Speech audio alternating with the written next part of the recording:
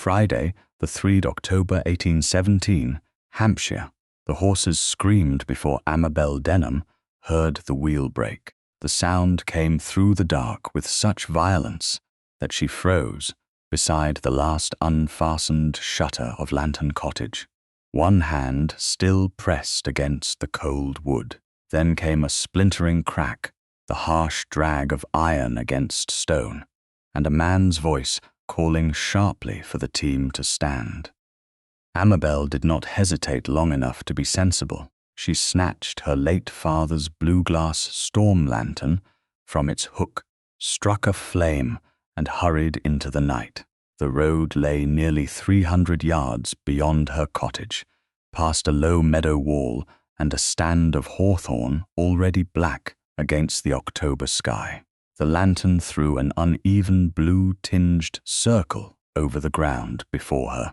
Her skirts caught once on wet grass, and the cold air tightened in her lungs.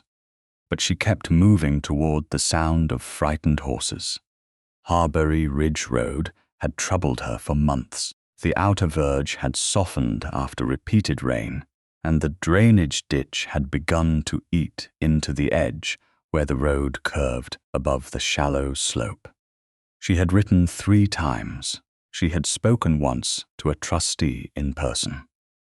Promises had been made with courteous expressions and forgotten with remarkable efficiency. Tonight, something had finally given way. When Amabel reached the bend, the lantern revealed a traveling carriage, tilted dangerously toward the collapsed edge. One rear wheel had broken. 3 ash spokes had splintered outward, and the damaged rim rested crookedly against exposed stone. The horses stood trembling in their traces, while a coachman murmured to them, his voice low and steady. Beside the carriage stood a tall gentleman in a dark traveling coat. One hand braced against the door. He looked less like a man awaiting rescue than one mildly offended by the inconvenience of gravity. Then he shifted, and Amabel saw the stiffness in his left shoulder and the blood darkening the heel of his right hand. "Don't move," she called.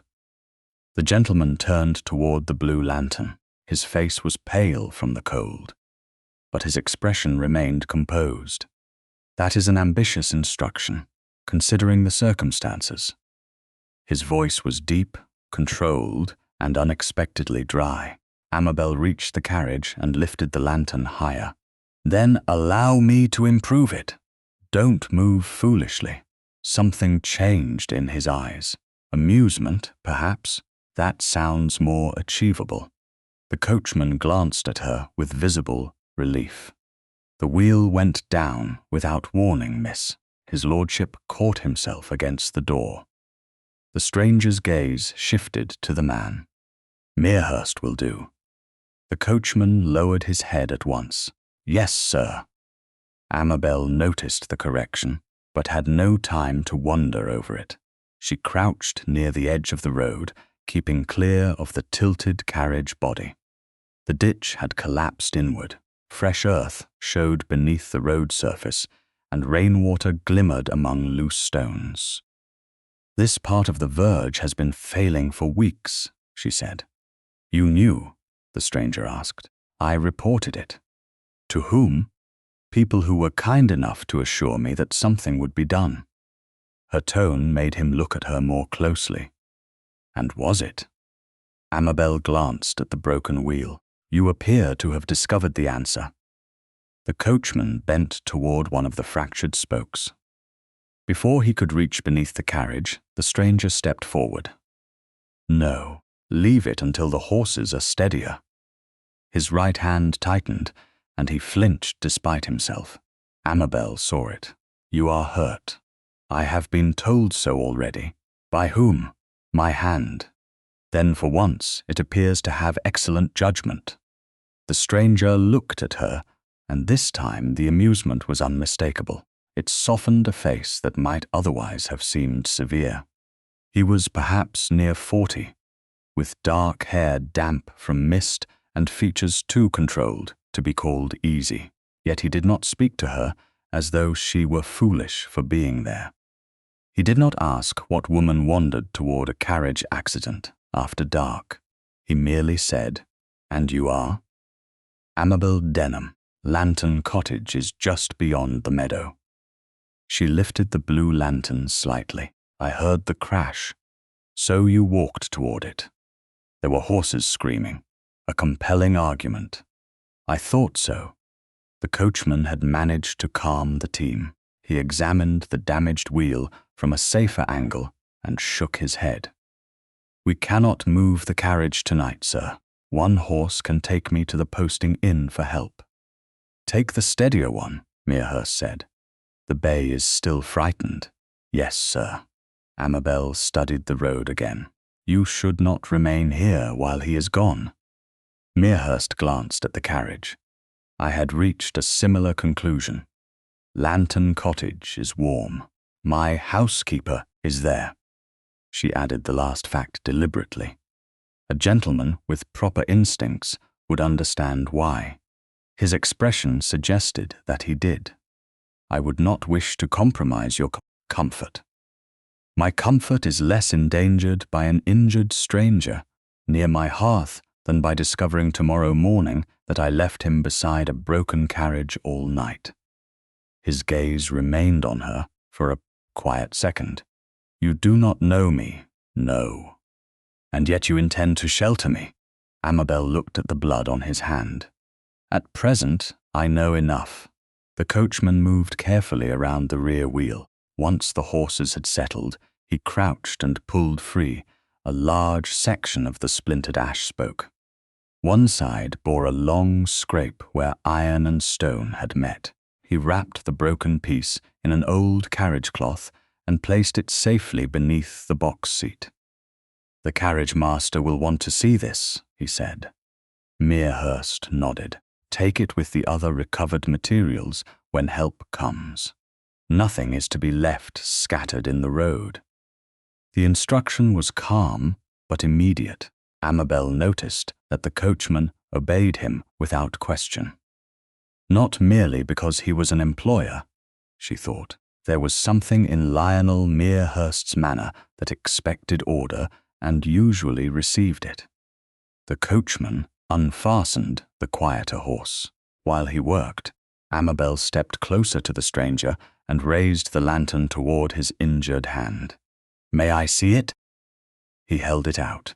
The cut was shallow but untidy, probably caused by a rough edge inside the carriage. "You will need clean linen. I am beginning to suspect that my survival has become your personal project." "Do not flatter yourself. I object to blood on principle. It stains everything." A short laugh escaped him. It was so unguarded that even he seemed surprised by it. Then the coachman approached, reins in hand. "I will return as quickly as I can, sir." Mearhurst nodded. "Do not force the horse, and when you come back, keep Miss Denham away from the carriage until it has been stabilized." Amabel turned to him. "I beg your pardon?" "The body is tilted. You were standing too near it when you arrived." "I was examining the road. You may examine it tomorrow without being crushed beneath my traveling carriage." "You have known me for perhaps 5 minutes, Mr. Mearhurst.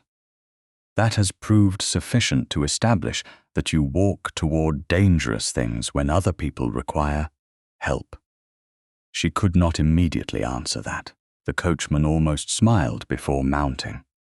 Then he rode off into the darkness, hoofbeats fading toward the distant posting inn. Silence returned slowly. The horses that remained with the carriage shifted and breathed. Wind stirred the wet hedges. Amabel looked again at the collapsed verge, at the exposed stones and broken wheel. She had warned them. Someone had always found a reason to wait. The stranger followed her gaze. "How many times have you warned them about that place?" She held the lantern between them, its blue glass casting strange light over his injured hand and her own steady fingers, enough to know no one intended to listen. For the first time since she had found him, Lionel Merehurst did not answer with wit. He looked at the failed road for a long moment, then back at her. "Lead the way, Miss Denham." Amabel turned toward Lantern Cottage. He walked beside her, favoring his left shoulder, without complaint, while the blue lantern moved before them, through the dark. Lantern Cottage appeared slowly through the dark, first as a low roofline beyond the meadow wall, then as two warm windows set against the October night.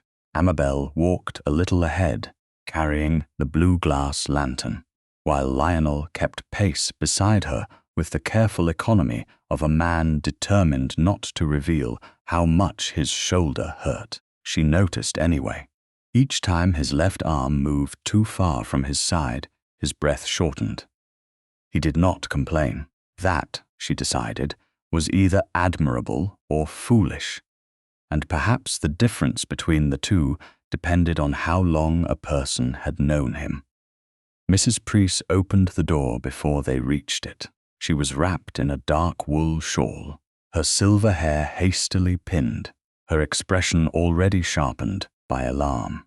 Her gaze moved from Amabel to Lionel, then to the blood on his right hand. "You heard the crash?" Amabel asked. "Half the county must have heard it."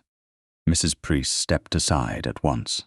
"Bring him in before he freezes on the step."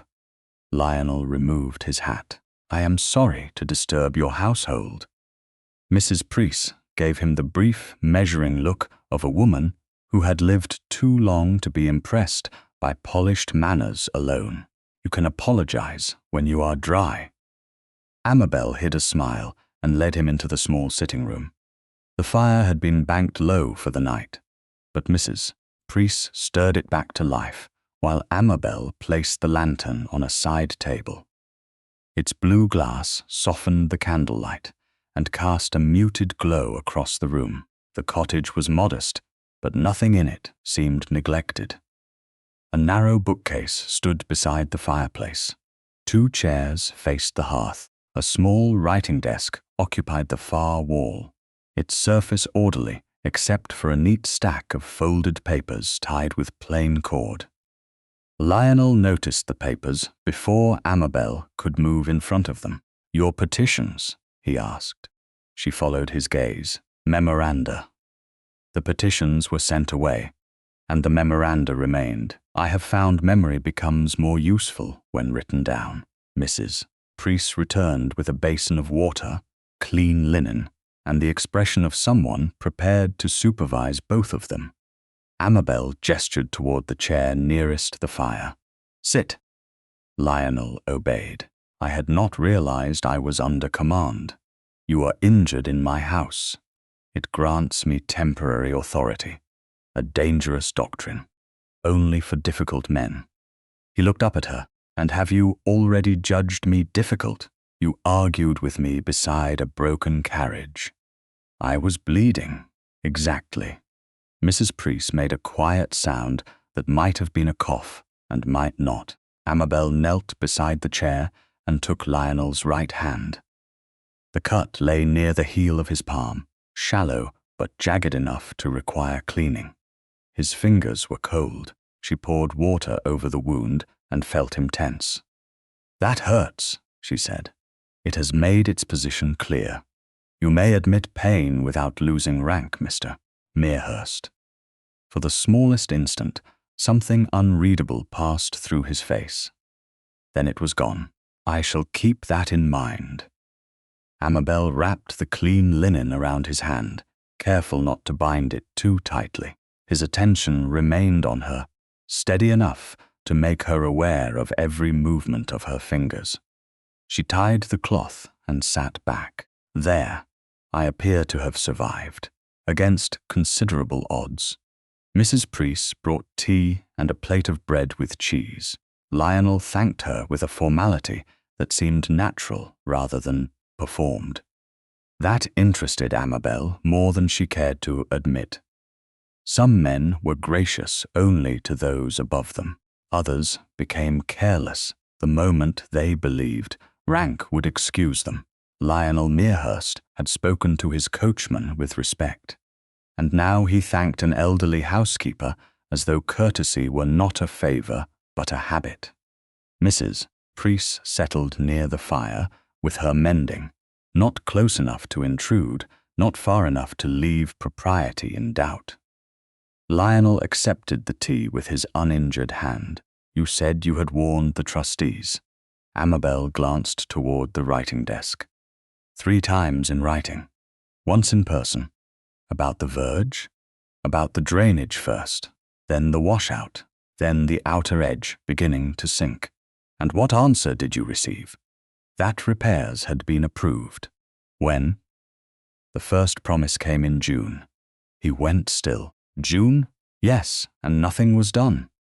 A few men appeared for half a day in July. They cleared part of the ditch and left. Who oversees the road? Amabel hesitated. Several trustees. Lord Harbury is among the more influential. Lionel's expression did not change, but his eyes sharpened. Gerard Harbury. You know him? By reputation. That answer was too smooth to reveal much. Amabel did not press. He had given only his name, not his business, and she knew enough of good manners not to interrogate a stranger who had been injured on her doorstep. Still, she wondered why a man who spoke like someone accustomed to obedience had been travelling without obvious servants, beyond one coachman, and without any display of rank. And you? He asked. What of me? Why do you care so much about the road? Because I use it. That cannot be the whole answer. Amabel looked toward the blue lantern on the table. My father was a country clergyman. He crossed bad roads at every hour, in every season. Because illness and grief rarely arrange themselves for convenience. He used that lantern for years. Lionel followed her gaze. The blue one. Yes, he used to say a light is useful only if someone else can see it. The room became quiet. Mrs. Preece's needle moved steadily through cloth. The fire settled with a soft crack. Lionel looked back at Amabel. He is dead. 7 years. I am sorry. There was no practiced sympathy in the words. She nodded once. My aunt left me this cottage afterward. Not wealth, not influence, but enough ground that no one could tell me I had no right to remain. Lionel heard the meaning beneath the sentence. Has someone tried? Several people have suggested that an unmarried woman might be more comfortable elsewhere. Were they concerned for your comfort? Not especially. His mouth curved. I suspected as much. Amabel rose to add another small piece of wood to the fire. And you, Mr. Merehurst? What takes you along neglected roads at night? Land. That sounds almost disappointingly respectable. I was hoping for mystery. You arrived in a broken carriage after dark. I think you have supplied enough. He laughed softly. I was travelling toward Redmarsh. There is property nearby I wished to inspect. You deal in land? Among other things. She waited. He did not explain further. That too, she noted. Not secrecy exactly. Restraint. He seemed to choose every truth with care. By midnight, the rain had begun again. Light at first, then steady against the windows. Mrs. Preece insisted Lionel remain near the fire, while Amabel fetched a heavier blanket from the linen press. No one suggested he could continue travelling. The road was too dangerous, the carriage unusable, and the coachman gone for help.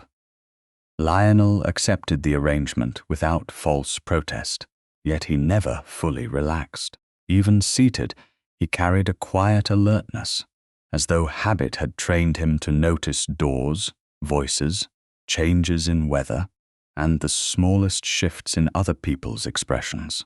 Near 2 o'clock, Amabel found him studying the tied stack of memoranda once more. You are remarkably interested in papers that do not belong to you.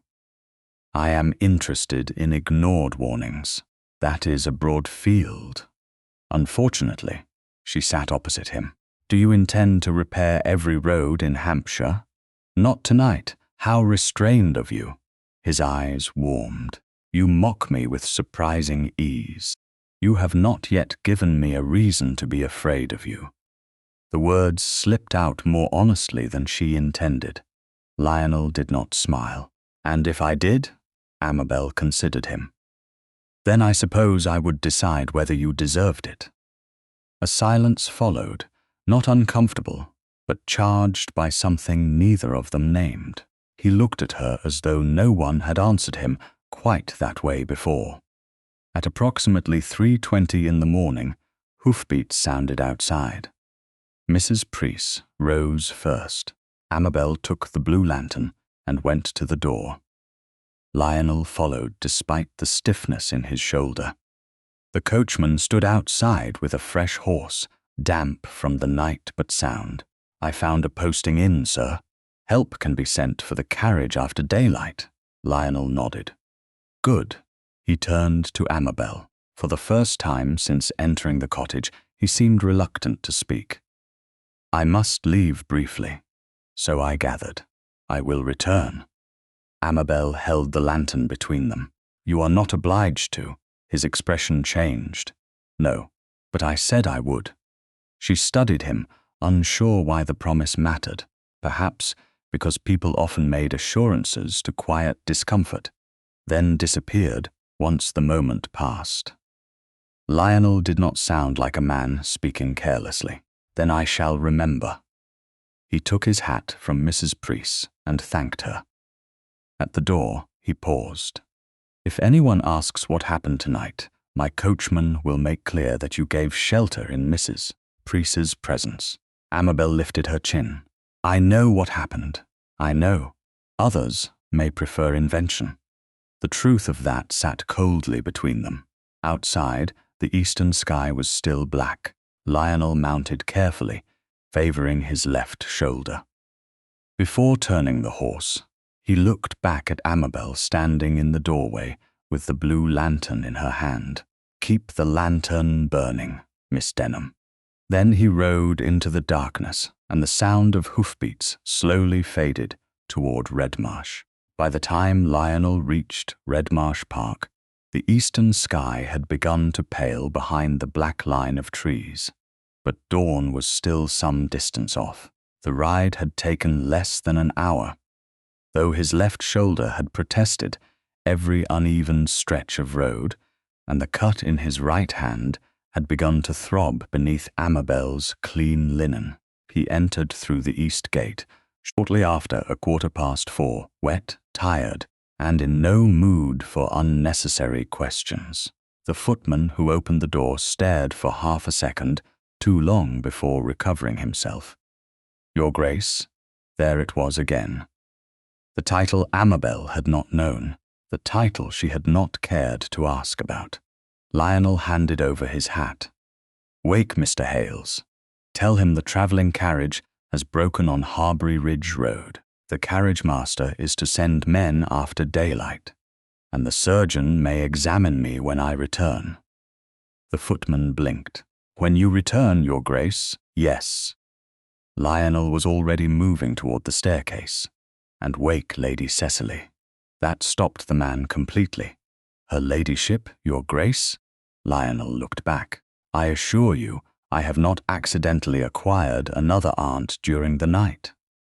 The footman flushed. "No, Your Grace." "Then wake the one we have."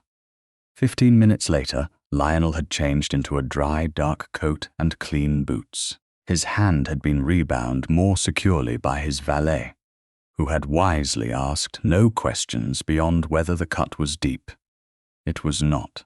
The shoulder was bruised, stiff, and painful when raised, but nothing suggested a fracture. Lionel knew he should remain until the surgeon arrived. He also knew Amabel Denham was standing in a small cottage 7 miles away with no idea that the man she had sheltered carried one of the highest titles in England. Worse, he knew how quickly a country rumour could turn an act of decency into a woman's disgrace. Lady Cecily entered the breakfast room at 5 minutes before 5, wearing a dark travelling cloak over a hastily chosen gown. At 53, Lionel's widowed paternal aunt had long ago abandoned the habit of being impressed by him. She looked at his bandaged hand, his stiff shoulder, and the untouched coffee before him. You have either been robbed, challenged, or behaved sensibly in a storm. I assume the last is least likely. My carriage broke. How dull! A woman gave me shelter. Lady Cecily sat down. Less dull. She did not know who I was. Much better. Lionel gave her a flat look. I require your company. You require a chaperone. I require a respectable female relative whose presence will prevent malicious people from pretending that Miss Denham's kindness involved impropriety. Lady Cecily's amusement faded. Someone has already spoken? Not yet, but Harbury Grange is 2 miles from her cottage. And servants know the road better than magistrates know their own statutes. By breakfast, the entire district may have improved the facts. Lady Cecily watched him for a moment. And this Miss Denham lives independently, owns Lantern Cottage, keeps an elderly housekeeper, warned the road trustees repeatedly that the verge was dangerous, and you ignored the road and broke your wheel. I had not been informed. That must be uncomfortable for you, profoundly. She rose. Very well. Let us go before your injured pride becomes fatal. The ducal carriage left Redmarsh shortly after 5:10. Lionel sat opposite Lady Cecily, one gloved hand resting near his bruised shoulder while the wheels moved carefully over the damp road. He thought of Amabel's blue lantern, her calm voice, the way she had said that no one intended to listen. He had known women who used helplessness as a weapon and wit as decoration. Amabel possessed neither habit. She had simply heard horses scream and gone toward them. That should not have seemed extraordinary, yet it did. Shortly after 6, the carriage turned toward Lantern Cottage. Pale morning light had begun to gather over Hampshire, washing the road and hedges in silver grey. Lionel saw the blue lantern first. It still burned in the cottage window. Then he saw another carriage approaching from the direction of Harbury Grange. Lady Cecily followed his gaze. Company, so it appears. The Harbury carriage stopped first. Dowager Lady Rowena Harbury descended with the deliberate dignity of a woman who believed every arrival should be treated as an event. Amabel opened the cottage door before either servant could knock. She had changed into a simple dark morning gown, but weariness showed beneath her composure. Mrs. Preece stood behind her. Lionel remained inside the carriage for 1 second longer than necessary, watching Rowena's expression sharpen. Miss Denham, Rowena said, I had hoped the story reaching Harbury Grange was mistaken. Amabel's hand tightened slightly on the door. Which story? That you brought an unknown gentleman into your house after dark and kept him there until morning. Mrs. Preece stiffened. Amabel did not. Mrs. Preece was present throughout. That will not prevent people from speaking. People rarely require permission. Rowena's mouth thinned. You always did mistake defiance for dignity. Lionel opened the carriage door. The liveried footman stepped down at once. Lady Cecily waited beside him. Amabel looked toward the sound, expecting perhaps the injured stranger's promised return. What she saw instead was the Thornleigh crest upon the carriage panel, servants in ducal livery, and Lionel descending in a dark coat as though he had not spent the night in her sitting room with his hand wrapped in her linen. Her face changed, not dramatically. Amabel did not seem built for dramatic displays, but surprise entered her eyes, then disbelief, then something almost like annoyance at having been denied one important fact. The footman moved forward. His Grace, the Duke of Thornleigh. Silence fell. Rowena stared. Mrs. Priest put one hand against the doorframe. Amabel looked directly at Lionel. "You are a duke." Lionel adjusted the cuff above his bandaged right hand. "I have been accused of worse." Lady Cecily made a faint sound of amusement beside him. Rowena recovered first. "Your Grace." She dipped into a curtsy. "I had no idea. That appears to be the theme of the morning." Amabel did not curtsy immediately. She looked from the crest to Lionel and back again. Then she gave the correct acknowledgement. "Your Grace." Something in the formality displeased him more than it should have. He had preferred Mr. Merehurst in her voice. Rowena drew herself upright. "I am relieved to discover that Miss Denham's guest was a gentleman of rank." Lionel turned toward her. "Would her kindness have been less honorable if I had not been?" Rowena hesitated. "That is not what I meant." "I am glad." He stepped closer to the cottage. The movement pulled at his shoulder, but he ignored it. "Miss Denham sheltered me after my carriage broke on Harbury Ridge Road. She did not know my title. Mrs. Priest was present. My coachman can confirm the circumstances. There was no impropriety." Rowena smiled carefully. "Of course, Your Grace. Yet county society can be uncharitable, and Miss Denham has sometimes been careless of appearances." Amabel's expression cooled. Lionel's did not. "Then Miss Denham possesses astonishing powers. She apparently broke my wheel, collapsed a public road, summoned darkness, and arranged my incompetence, all before supper." Lady Cecily looked away, perhaps to conceal a smile. Mrs. Priest failed to conceal hers. Even Amabel's mouth trembled before she mastered it. Rowena colored. "I merely meant that she should consider how the matter might appear." "It appears," Lionel said, "that she heard a carriage crash and came to help." He let the silence hold. Any other interpretation requires considerably more imagination than fact.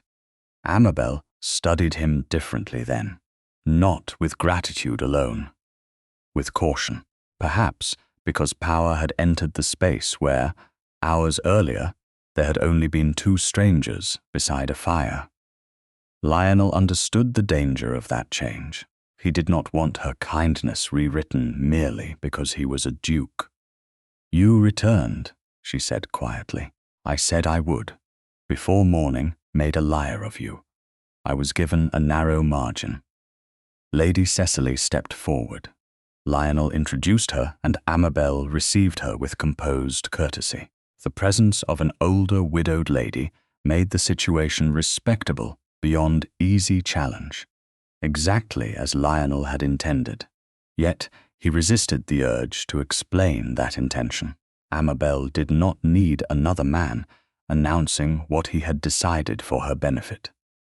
Rowena turned toward her carriage with visible reluctance. "I am sure we shall speak again, Miss Denham." "I expect so," Amabel replied. There was nothing submissive in the answer. Once the Harbury carriage had gone, Lionel looked toward the road. The damaged section lay hidden beyond the bend, but he could see the dark line of the hedges and the pale morning widening behind them. "Your warnings," he said. "I intend to learn why they were ignored." Amabel's gaze sharpened. "Because your carriage broke, because the road did." She looked at him for a long moment.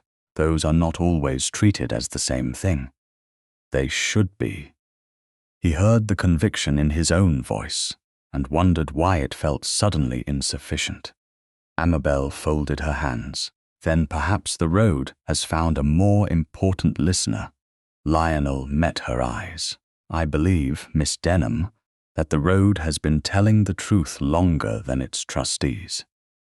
This time, she did not smile. She looked toward Harbury Ridge Road, toward the place where a wheel had broken because someone had failed to act, and Lionel knew, with the certainty that sometimes arrived before evidence, that the accident had not merely interrupted his journey. It had led him directly to a question someone had hoped would remain unasked. Something went wrong while generating the response. If this issue persists, please contact us through our help center at help.openeye.com. Thulai, the broken spoke, looked insignificant on the wheelwright's bench until the man set it beside an undamaged length of ash and turned both pieces toward the light. Then even Amabel could see the difference. The soundwood was pale, dense, and clean through its grain. The broken section from Lionel's traveling carriage bore a deep splinter along one side and a dark scrape where iron, stone, and force had met. It had been brought that morning from Redmarsh carriage storage, by the Duke's carriage master, wrapped in the same old cloth used when the coachman recovered it from the roadside after the accident. Nothing about it appeared mysterious. That, Amabel thought, made it more troubling. The wheelwright, Mr. Dacre, was a broad-shouldered man with sawdust clinging to one sleeve and no visible interest in impressing rank. Lionel stood opposite him, one arm held slightly closer to his side than usual. The bruising in his left shoulder had improved, but not disappeared. The cut on his right hand had nearly closed. Beneath a lighter bandage, Lady Cecily sat near the workshop door, where the autumn air could enter without exposing her to the stronger smell of varnish and wood shavings. Amabel had been invited because she knew the road. Lionel had made that clear before she agreed to come. Not summoned, invited. The distinction mattered. Mr. Dacre lifted the broken spoke. The ash was sound, Your Grace. Lionel glanced at Amabel before answering. You are certain? As certain as a man can be after spending 30 years making wheels that other people do their best to destroy. Amabel almost smiled. Lionel did. Then I am relieved to know I was merely incompetent at traveling. I would not say incompetent, Your Grace. Mr. Dacre examined the scrape. Unfortunate would be kinder. I have never found kindness especially accurate. The wheelwright laid the spoke down. The wheel struck hard against a drop at the outer edge. See here. He pointed to the long abrasion. The iron rim came against exposed stone after the road gave way beneath it. The spoke split under the lateral force. It did not fail from rot. It did not split from bad seasoning. The wheel was sound before the impact. Amabel looked at the fragment. She remembered the tilted carriage, the frightened horses, Lionel's blood against his right palm. She also remembered 3 letters, 3 courteous replies, 3 promises. So the road caused the break, she said. Mr. Dacre turned toward her. The road gave the wheel nowhere safe to go, miss. Lionel's expression sharpened. That is a useful distinction. It is the correct one. The wheelwright picked up a second piece of wood, then set it aside. A carriage can survive ruts. It can survive mud. It can survive a poor driver. But a collapsed outer verge on a bend is another matter. Once the wheel dropped, the force had already decided the rest. Amabel felt something cold settle beneath her ribs. Not fear, recognition. The danger had always been visible to her because she lived beside it. To the men who answered petitions from comfortable rooms, it had existed only as ink. Lionel looked at her. You said you kept memoranda. I did. May I see them? Amabel hesitated only long enough to notice that he had asked. Yes. An hour later, the spoke had been returned to the carriage masters, custody for secure storage at Redmarsh, and Amabel sat in a small morning room at the estate, with 3 folded sheets laid before her. Lady Cecily remained nearby, reading correspondence at a writing table and providing the sort of respectable presence that did not feel like surveillance. Lionel stood beside the window, reviewing the dates. 12th of June, he said. You reported standing water and failure in the ditch. Yes, 23rd of July. The outer edge had begun to sink. Yes, 14th of September. You warned that a carriage wheel might go through if heavy rain continued. Amabel folded her hands. Yes, Lionel looked up, and each complaint was answered. The first two.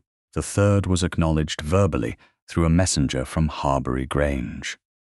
What did the written replies say? That repairs had been approved.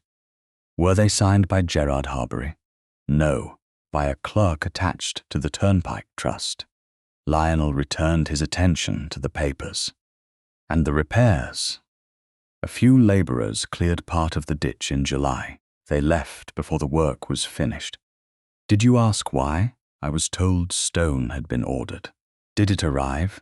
Not in any quantity I saw. He went still. The change was slight. But Amabel had learned that Lionel's silences often meant more than another man's speech. What is it? She asked. Nothing proven. That is not the same as nothing suspected. His gaze met hers. For 1 second, she thought he might evade the question. Instead, he crossed to the table and placed one of her memoranda down carefully. The trust accounts indicate that repair stone was allocated to Harbury Ridge Road. Autotated is not delivered. No. And delivered is not used. A flicker of approval crossed his face.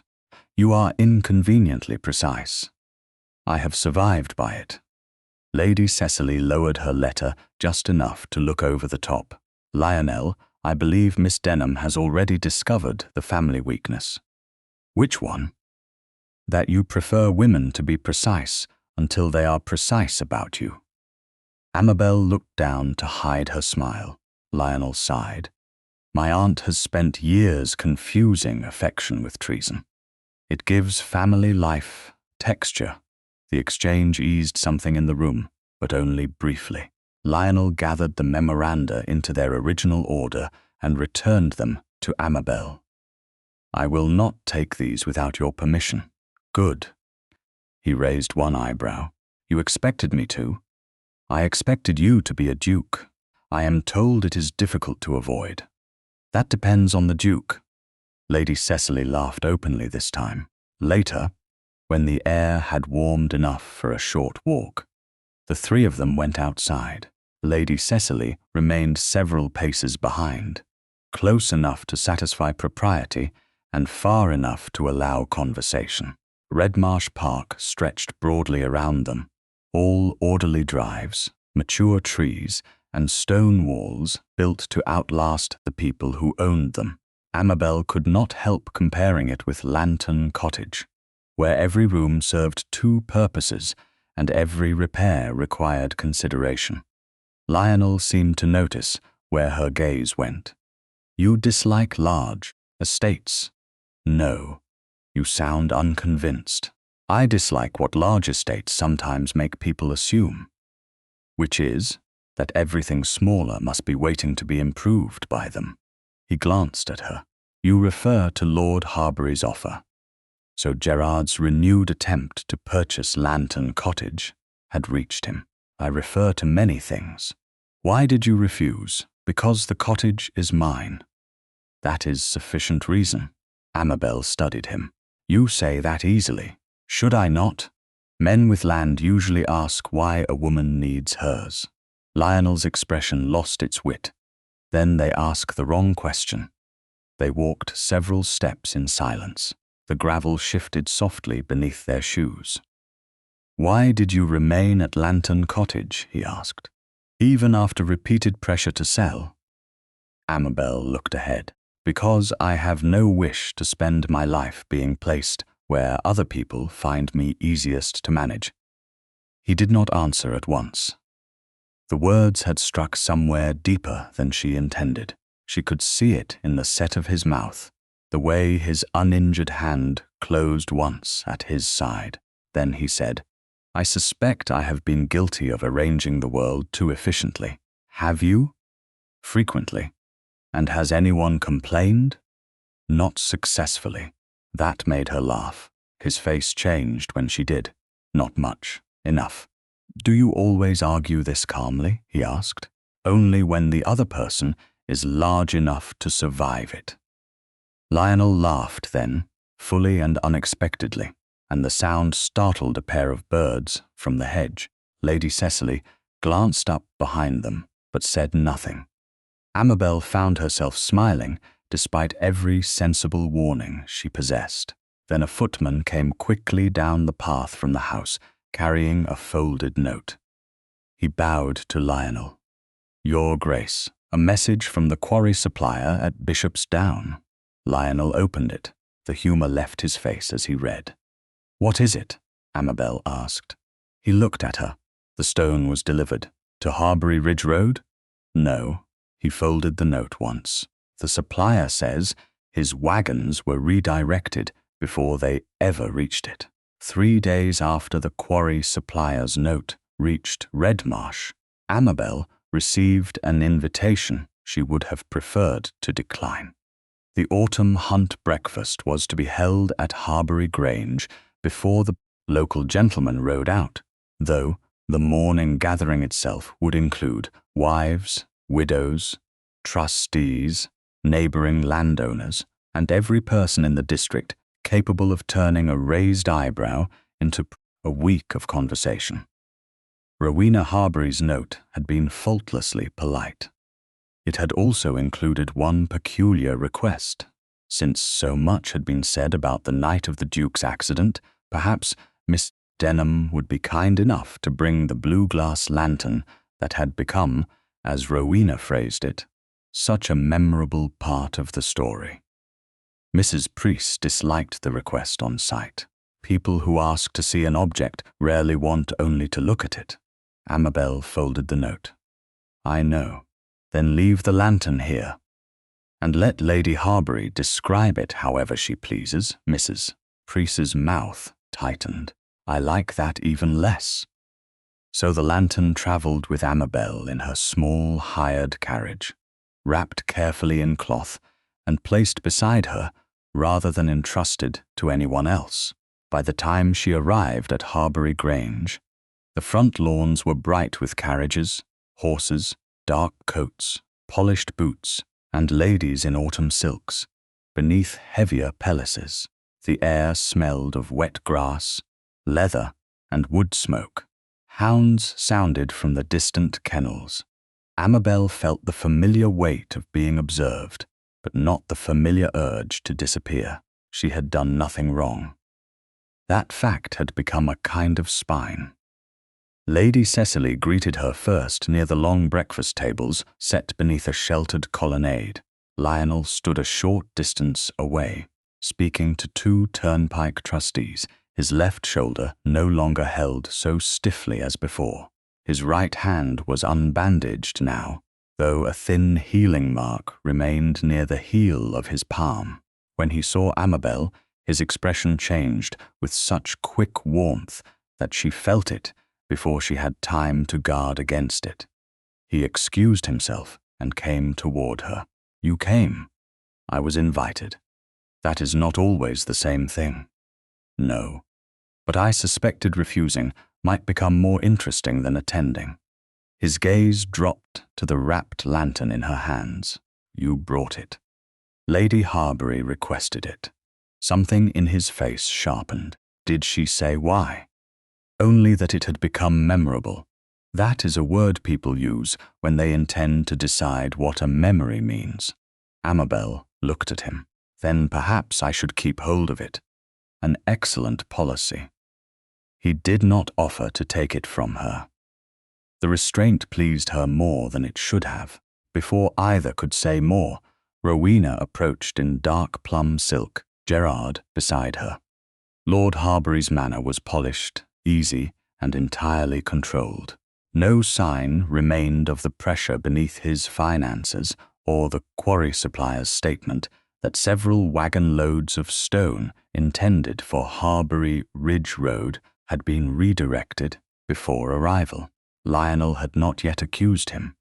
The evidence was incomplete, and Gerard knew it. Miss Denham, Rowena said, How good of you to humor an old woman's curiosity." Amabel unwrapped the lantern enough for the blue glass to show. "I thought accuracy preferable to imagination," Gerard smiled. "A wise principle, especially when so many stories grow around accidents." Lionel's eyes rested on him. "They tend to grow faster when watered." Gerard's smile held. "Then we must hope this morning remains dry." The exchange was mild enough to pass as wit. Amabel felt the tension beneath it. Breakfast began. Conversation moved through hunting prospects, harvest conditions, a delayed delivery of wine, and the damaged road that had broken a ducal wheel. That last topic returned too often to be accidental. At first, Amabel answered only what she was asked. Yes, she had heard the crash. Yes, she had gone to help. Yes, Mrs. Preece had been present at Lantern Cottage. Then Rowena, seated at the center of a cluster of guests, lifted her voice slightly. The remarkable thing, of course, is how perfectly placed Miss Denham was to assist His Grace. Several conversations quieted. Amabel set down her cup, perfectly placed, because I live 300 yards from the road. Naturally, Rowena smiled, though some have wondered whether the blue light was seen before the carriage broke. Silence spread more quickly now. Lionel went still. Amabel felt the room change around her. "What do you mean?" Rowena did not answer. Gerard did. "A roadman has come forward." He turned slightly. A thin man in a plain brown coat stood near one of the outer pillars. Amabel knew him by sight. Thomas Berwick worked under Harbury authority on sections of the road and drainage ditches. He looked as though he had slept badly. Gerard beckoned him closer. "Tell them what you told me." Thomas swallowed. "I saw a blue lantern that night, my lord." Amabel's fingers tightened beneath the table. Gerard's voice remained calm. "When?" "Before the Duke's carriage went down." A murmur moved through the breakfast gathering. Lionel stepped forward. "Be exact." Thomas looked at him and paled. "I was near the lower bend, Your Grace. I saw blue light moving by the road. Then I heard the wheel go." Amabel rose. "That is not true." Thomas would not meet her eyes. "I know what I saw, miss." "Do you?" Her voice remained steady. "Then look at me and say it."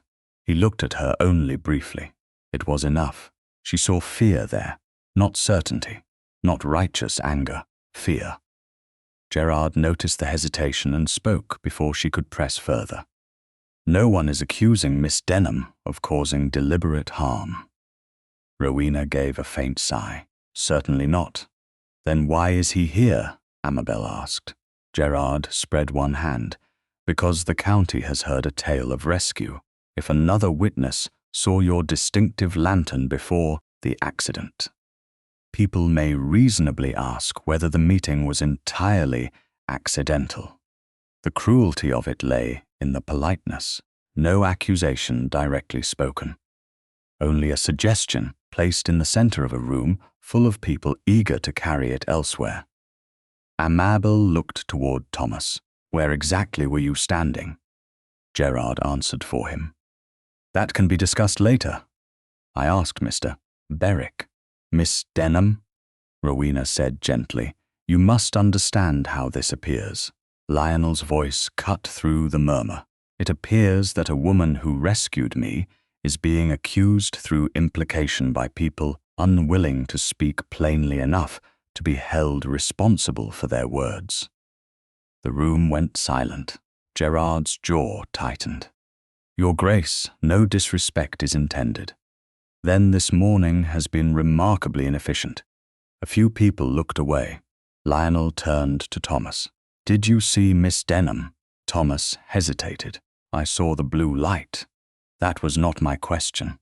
I could not see her face." "Then do not claim more than you saw." Amabel felt the first small restoration of balance. Then Lionel made his mistake. It came from the same instinct that had brought him back before dawn. The same instinct that saw danger and moved to remove it. He looked toward Amabel, then toward the guests, who had already begun turning one cruel suggestion into a finished scandal. "If Lantern Cottage has become a source of danger to Miss Denham's peace or reputation," he said, "I will purchase the property at twice its market value and provide another residence wherever she chooses." Silence followed. Not shocked silence. Worse. Calculating silence. Amabel saw the meaning change in the faces around her. The Duke would pay her. The Duke would move her. The woman from the road had become expensive. Lionel realized it a heartbeat too late. Amabel looked at him. "Your Grace, did I offer you my house?" His face changed. "No." "Did I say I wished to leave it?" "No." "Then why would you announce before half the county that you intend to buy it?" "Because I thought." "Yes." Her voice remained quiet. "You thought." The words struck harder than anger would have. Rowena lowered her gaze to hide satisfaction. Gerard said nothing. He did not need to. Amabel lifted the blue lantern from beside her chair and held it against her skirt. "You cannot defend me from men who think everything has a price by offering the highest one." Lionel did not excuse himself. He did not invoke rank. He stood before her with the first true shame she had seen in him. "You are right." The admission silenced the few who had begun whispering. Amabel turned toward Rowena. "I brought the lantern because you requested it. You may look at it now." She uncovered the blue glass fully. Morning light passed through it. It was inside Lantern Cottage until after I heard the crash. Then I lit it and went to the road. Thomas looked down. Amabel saw it. So did Lionel. "That is the truth," she continued. "I will not improve it for those who prefer scandal, and I will not sell my home to make gossip more comfortable." She wrapped the lantern again, thanked Lady Cecily for her kindness, and left the breakfast without hurrying. Lionel did not follow. That at least he understood. By evening, the blue lantern hung once more inside Lantern Cottage. Amabel stood at her writing desk while Mrs. Priest watched in silence. One by one, Amabel opened the drawer and removed every memorandum she had kept about Harbury Ridge Road. June, July, September. Dates, promises, drainage failures, vanished repairs. She laid them in order beneath the lamp, not to flee, not to defend herself with tears, to begin. The next morning, Amabel began with the dates. She did not begin with the Duke, or the humiliation at Harbury Grange, or the expression on Lionel's face when he realized that his attempt to protect her had made the room judge her more harshly. She began with June, July, and September. 3 warnings, 3 promises, 1 broken wheel. Mrs. Priest watched from the breakfast table as Amabel arranged the memoranda in a neat row beside the blue glass lantern. Outside, a pale October light lay across the meadow, and the repaired calm of Lantern Cottage felt almost unnatural after the whispers, raised brows, and careful cruelty of the hunt breakfast. "You have not slept," Mrs. Priest said. "I slept enough. That means no." Amabel looked down at the papers. "If I rest now, Rowena will have half the county convinced I performed a roadside miracle solely to acquire a duke." Mrs. Priest buttered a piece of toast with unnecessary force. "Anyone who believes that deserves a broken wheel. That is not quite the moral position I intend to take. It is mine." Despite herself, Amabel smiled. Then she grew serious again. The scandal would not fade merely because she refused to be ashamed. Thomas Berwick had said he saw blue light before the crash. Gerard had made the suggestion sound reasonable. Rowena had given it social respectability. Even Lionel's public defense had not erased the uncertainty. Worse, his offer to buy Lantern Cottage had given gossip something richer to feed upon. Amabel could imagine the story already. The lonely woman, the broken carriage, the grateful Duke. The cottage purchased at twice its value. Every cruel imagination in Hampshire would turn gratitude into transaction. No, she would not spend the next year waiting for other people to become fair. She took a clean sheet of paper and wrote the first line of a formal memorial requesting inspection of Harbury Ridge Road. Mrs. Preece came to stand beside her. "What are you doing?" Asking the trust to inspect the road publicly. Again, not alone this time. By noon, Amabel had put on her dark pelisse and left Lantern Cottage with the memoranda secured inside a leather folder. The blue lantern remained on its hook. She had no intention of carrying it through the district like an exhibit for anyone else's entertainment. Her first visit was to a widow named Mrs. Vale, whose small cart had overturned near the same drainage edge in August. Mrs. Vale remembered the incident clearly because one basket of eggs had been ruined and her mare had refused the road for a fortnight afterward. She had complained to a toll collector but had never written formally. Amabel wrote down the date.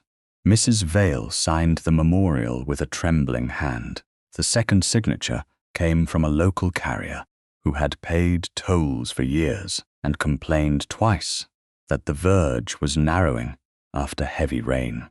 The third came from a male coach guard who remembered ordering his driver closer to the center of the road on 2 separate journeys because the outer edge looked unsafe. By the end of the second day, Amabel had 9 names. By the fourth, she had 14. She did not dramatize. She did not say the Duke had nearly died. She did not claim conspiracy. She asked one question only. Had Harbury Ridge Road been safe after repairs were supposedly approved? The answer, again and again, was no. Lionel learned of the memorial from the male coach guard before Amabel thought to tell him. He arrived at Lantern Cottage late that afternoon in a plain dark coat, accompanied by Lady Cecily, who remained inside with Mrs. Preece, while he and Amabel stood near the low stone wall beside the garden. His left shoulder had nearly recovered, though he still moved it with care when reaching too high. The cut in his right hand had closed to a thin mark. For several moments, neither of them mentioned Harbury Grange. Lionel looked toward the road instead. "You are gathering signatures." "Yes. You did not tell me. I was not aware I required permission." His eyes closed briefly. "I deserved that." "You did." There was no anger in her voice. That made the words land more cleanly. Lionel rested his uninjured hand against the stone wall. "What may I do?" Amabel looked at him. The question was so simple that it disarmed her. Not, "I shall speak to the trustees." Not, "I have arranged everything." Not, "Leave this to me. What may I do?" She took a moment before answering. "You may tell me what you know about the missing stone. I can do that. And you may help ensure that no one prevents the people who signed my memorial from speaking when the inspection comes." "I can do that as well. But the memorial remains mine." "Yes. And I will decide what I say." "Yes." She studied him, searching for irritation. There was none. Only restraint, and beneath it, something like shame that had not yet become self-pity. "You make agreement sound painful," she said. "I am discovering that listening uses unfamiliar muscles. Then I recommend practice." A faint smile touched his mouth. "You are merciless." "No, precise." "Worse." The old ease between them flickered back for a moment, but Amabel did not let it erase what had happened.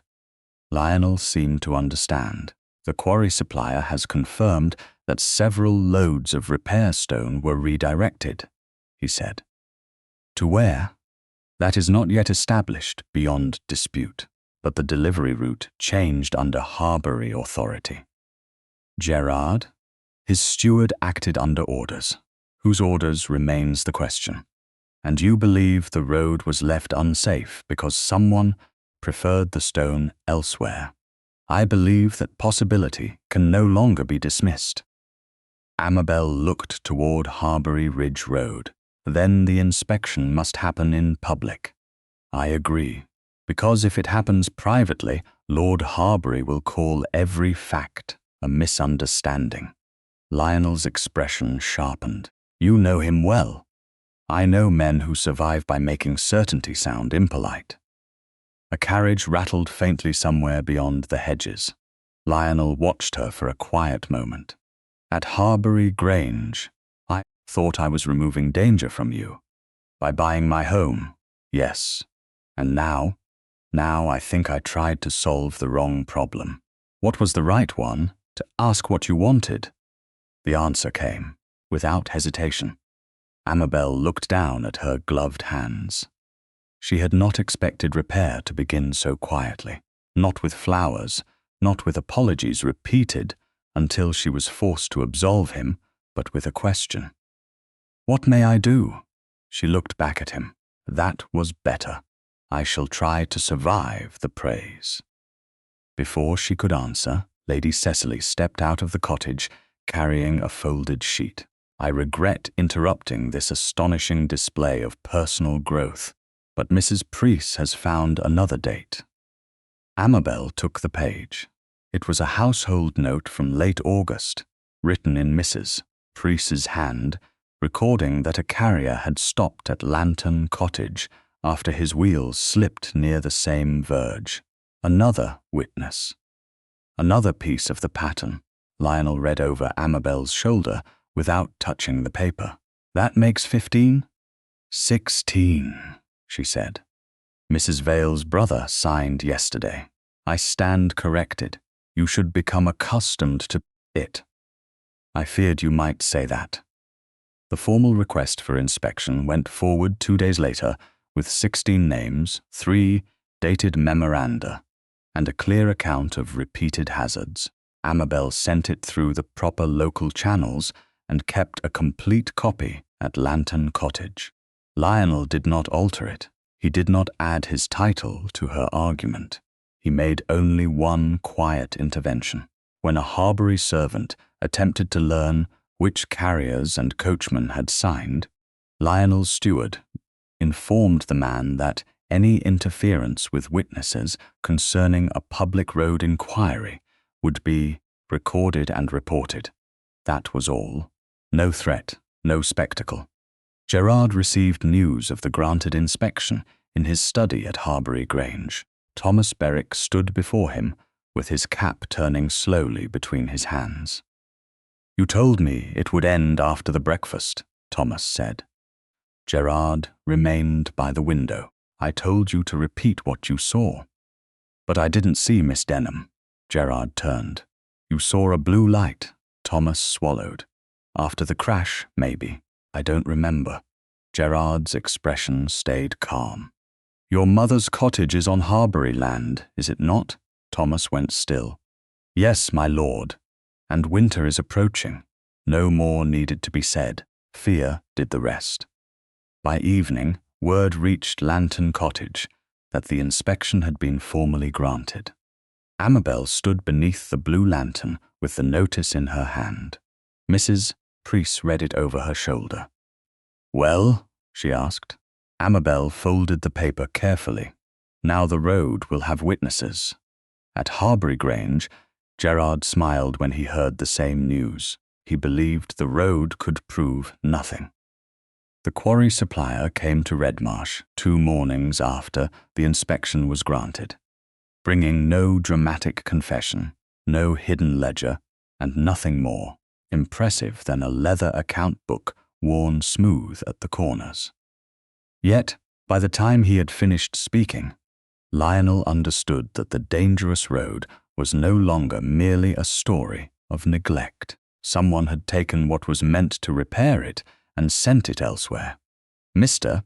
Amos Reed, proprietor of the Bishop's Down quarry, sat stiffly in a small estate office, while Lionel, His steward and Amabel listened. Lady Cecily remained nearby with correspondence, present without intruding. Amabel had been invited because the road concerned her directly, and because she had already learned to distinguish between being included and being managed. Lionel had made no decision without telling her. That mattered. Mr. Reed opened his account book and ran one blunt finger beneath a line of figures. 6 wagon loads of grey flint were ordered for Harbury Ridge Road, Your Grace, paid in stages, properly recorded. Lionel leaned forward and delivered. Delivered to the district, yes. To the road? Mr. Reed hesitated. Not all of it. The room became still. Amabel watched the man rather than the book. How many loads failed to reach the road? She asked. 3, perhaps 4. I would need to check the wagon notes for the exact number. Who redirected them? Lionel asked. Lord Harbury's steward gave the instruction. In writing? No, Your Grace. Spoken to my wagon master. Lionel's expression did not change, but Amabel had come to recognize the particular stillness that meant anger had become disciplined. And why did you not object? Mr. Reed looked uncomfortable. Because Lord Harbury was a trustee. His steward said the stone was still being used for trust business, and that the route had changed. Amabel thought of the road after rain, the exposed earth, the sinking verge, the few labourers who had come in July and disappeared before the work was done. Did you ever see where the redirected loads went? Mr. Reed shook his head. No, miss, but the wagons turned toward Harbury Grange. That alone was not proof. Everyone in the room knew it. A route could be explained. An oral instruction could be denied. Gerard could call it confusion, temporary storage, another order mistaken for the first. Lionel asked only precise questions, and Mr. Reed answered what he knew without being pushed beyond it. When the supplier finally left, Amabel remained at the table looking at the copied delivery dates. One of them caught at her memory. Late July. She had been riding in a neighbour's carriage past Harbury Grange around that time, and something newly finished had struck her, because the estate had always favoured darker stone. She looked up, the south approach. Lionel turned toward her. What about it? The road leading from Harbury Grange toward the lower paddocks. Gerard had new edging laid there this summer. Stone, grey flint, pale in places. Lionel did not immediately respond. Are you certain? Certain enough to remember thinking it looked too bright against the old walls. Lady Cecily lowered her letter. Then perhaps someone should go and admire the landscaping. Lionel looked at Amabel. I shall visit formally, and ask permission before you inspect anything beyond what is visible. A faint trace of humour touched his face. You are becoming very strict with dukes.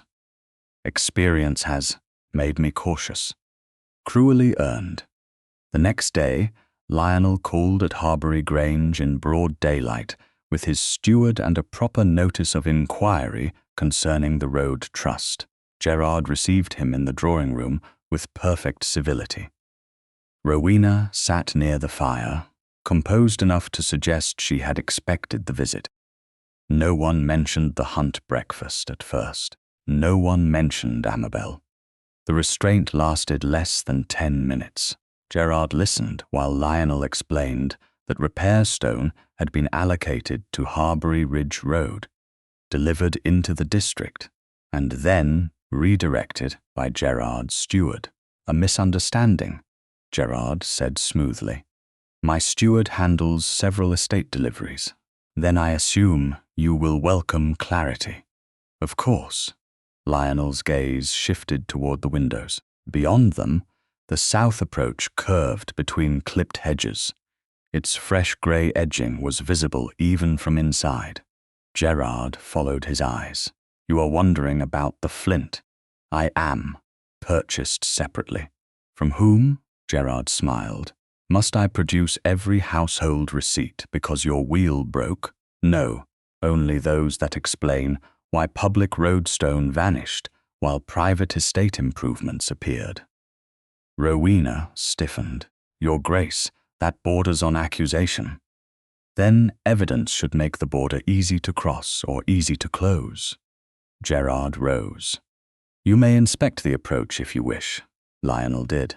He walked the newly edged stretch with Gerard, the estate steward, and his own steward. The stone was grey, dense, and marked through with pale mineral inclusions. It looked remarkably like the samples Mr. Reed had supplied from Bishop's Down. But resemblance was not proof. Lionel did not pretend otherwise. Gerard saw that caution and smiled. A stone is a stone, Your Grace. So I am told. You will find grey flint all over Hampshire. That must be a relief. Gerard's smile thinned. I would regret seeing a respectable inquiry turned into a personal quarrel. Lionel stopped. So would I. Then perhaps we can settle matters sensibly. I am prepared to fund repairs to the road myself. Quietly, immediately. There is no need to involve more trustees, more witnesses, or more public discussion. Lionel looked at him. And Miss Denham? Gerard's expression barely shifted. What of her?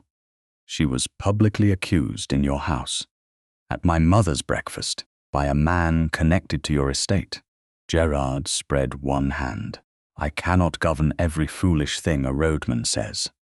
No, but you encouraged his statement. I allowed him to speak. There is a difference only to men who profit from ambiguity. Gerard's voice cooled. Surely repairing the road is the more important matter. Lionel thought of Amabel beneath the blue lantern. Of her saying that roads did not have reputations, women did. No, he said, it is one matter, not the only one. Gerard's expression hardened. You would prolong public embarrassment over a woman you scarcely know. Lionel held his gaze. I knew enough to return. He left without accepting the offer. That afternoon, the quarry supplier came to Lantern Cottage at Lionel's request, carrying 3 small samples of grey flint from Bishop's Down. Amabel received him in Mrs. Preece's presence.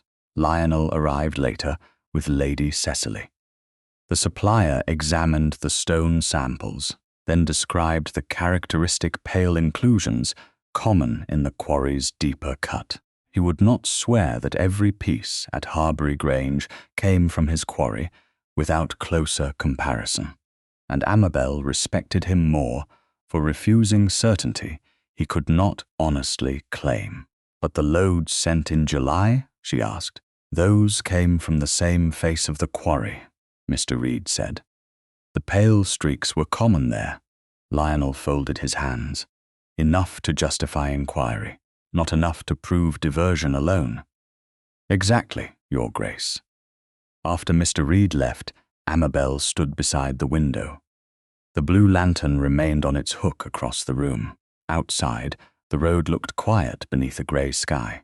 You went to Harbury Grange, she said. Yes, and Gerard offered to repair the road privately.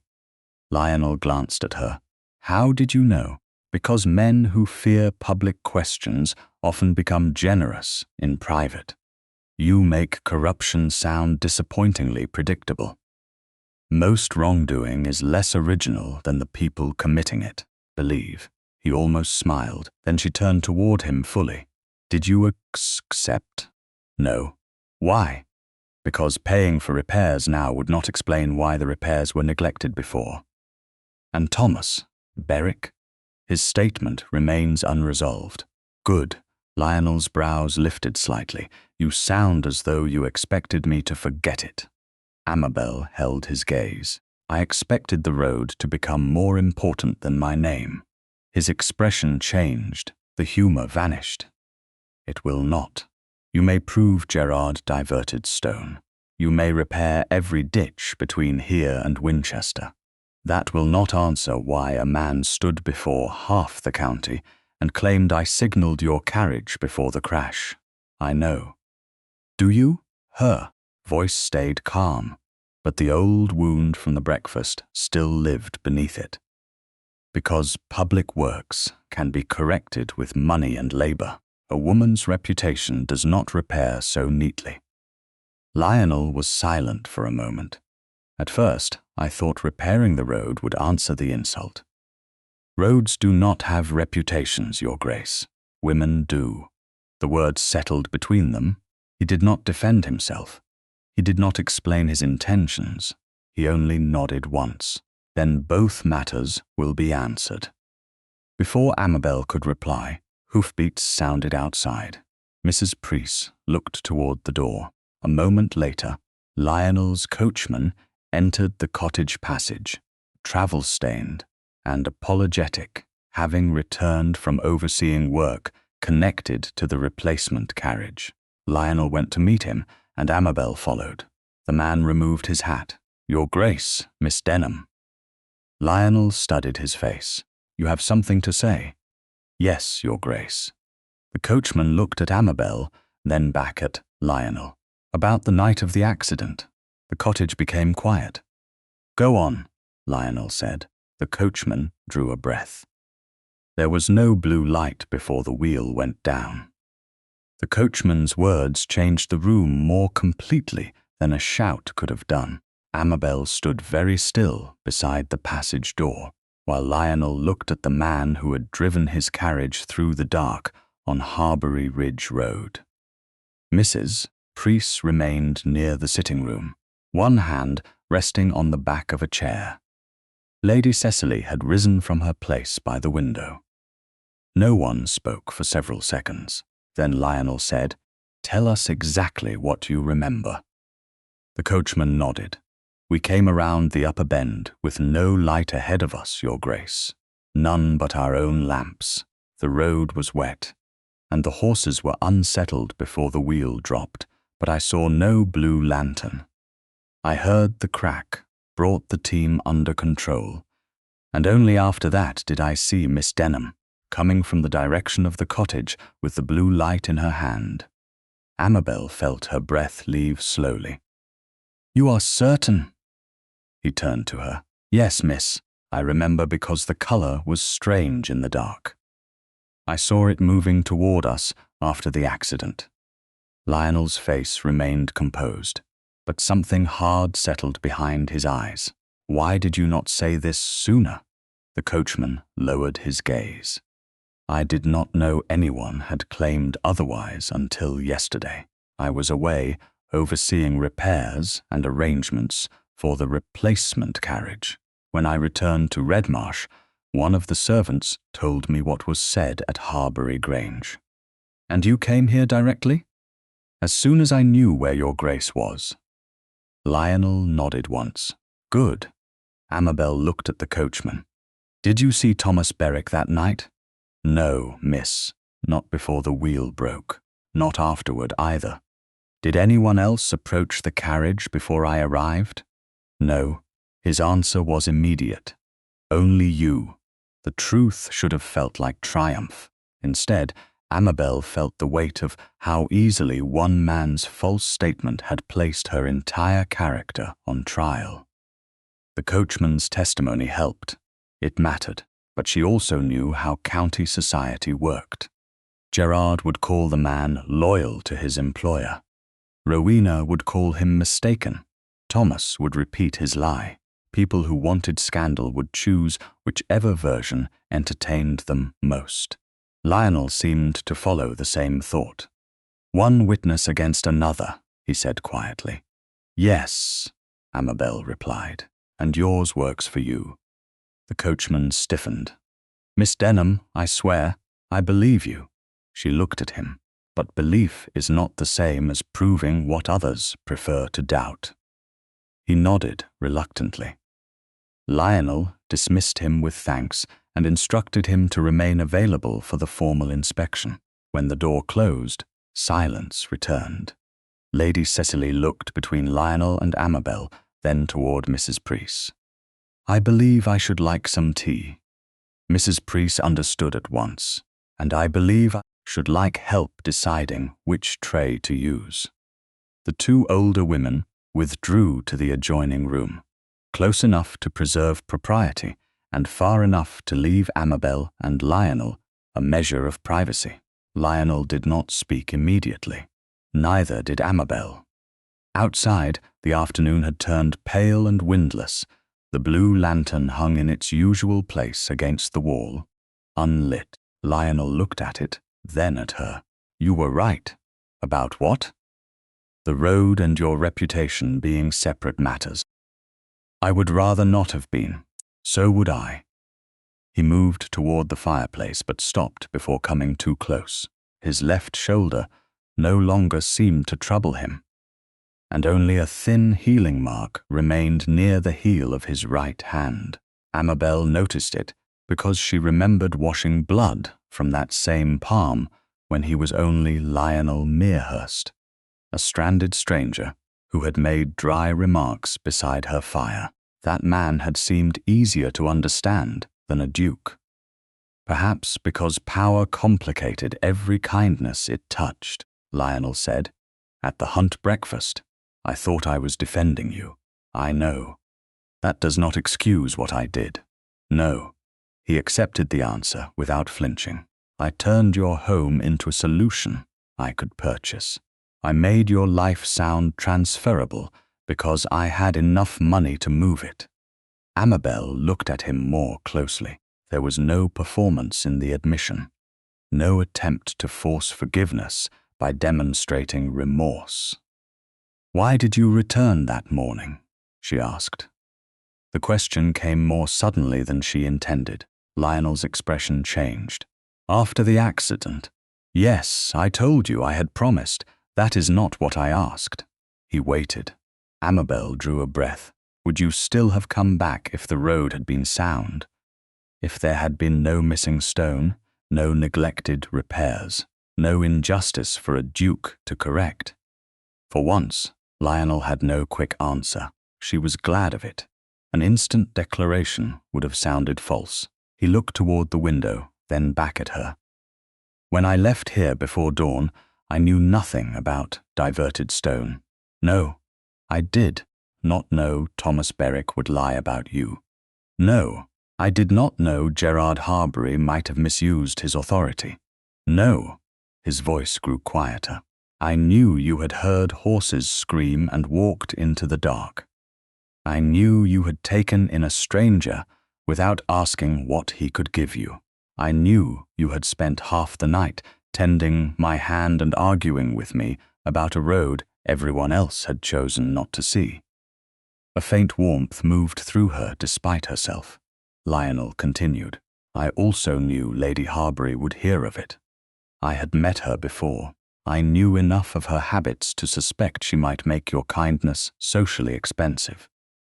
So you returned to protect me. I returned because I had promised you I would. He paused. The wish to protect you came with it. The investigation came later. Amabel held his gaze. And love? The word nearly frightened her after she said it, but she did not take it back. Lionel did not reach for her. He did not soften his voice into romance.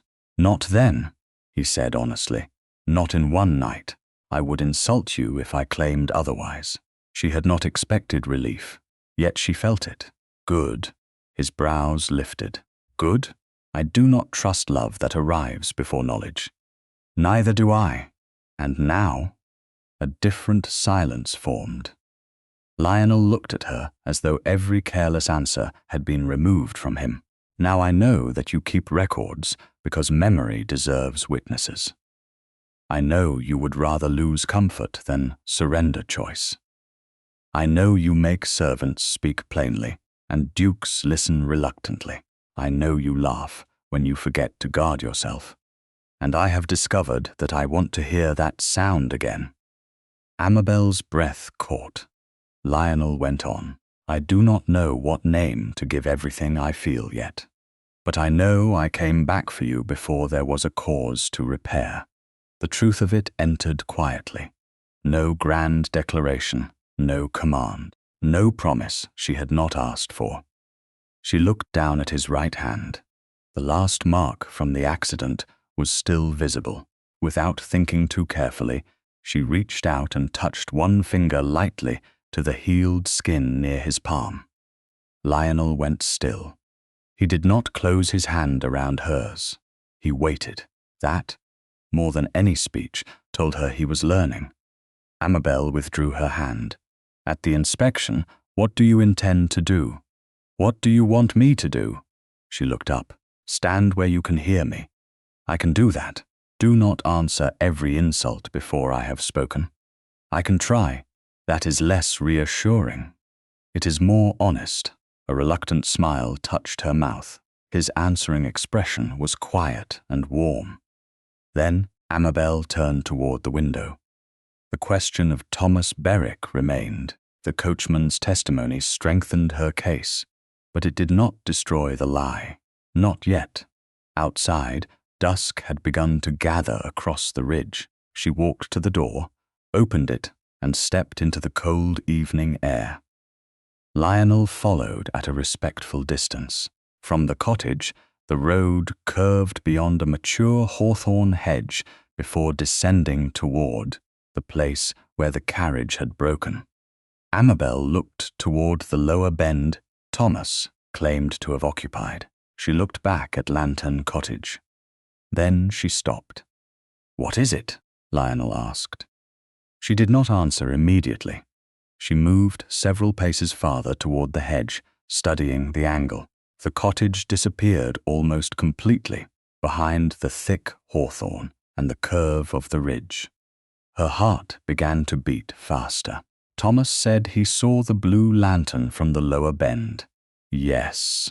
Amabel stared at the blocked view. Then he lied about more than the time. Lionel came to stand beside her.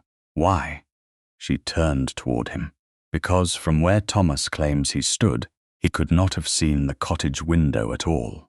Sewer, at first light, before the mist had lifted from the meadow, Amabel carried the blue glass lantern into the garden and asked Mrs. Priest to stand where Thomas Berwick claimed he had been on the night of the accident. Mrs. Priest stared at her. At this hour? Especially at this hour. I was afraid you would say that. The older woman wrapped her shawl more tightly and followed her beyond the cottage wall. The air was sharp enough to sting the lungs. Wet leaves clung to the verge, and the mature hawthorn hedge rose dark and dense along the curve of Harbury Ridge Road. Amabel left the lantern unlit at first. She stood by the cottage window, then called toward Mrs. Priest. "Can you see me?" Mrs. Priest's answer came faintly from beyond the bend. No. Amabel moved closer to the doorway. Now. No, she lit the lantern. The blue glass glowed against the grey morning. And now, a pause, still no.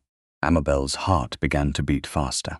She walked, with the lantern toward the road, keeping to the same route she had taken after hearing the crash weeks earlier. Only when she had passed the garden wall and reached the open ground beyond the thickest hawthorn did Mrs. Priest call out, "There, I can see it now." Amabel stopped. The sequence returned with exact clarity. Horses screaming, wood splintering, her hand on the shutter, the rush to seize the lantern, the walk across the wet grass, the broken carriage already tilted when she arrived. Thomas had not merely lied about timing. He had claimed to see something that the landscape itself had hidden. Amabel joined Mrs. Priest near the lower bend. From there, Lantern Cottage was almost entirely concealed. The hawthorn hedge blocked the window.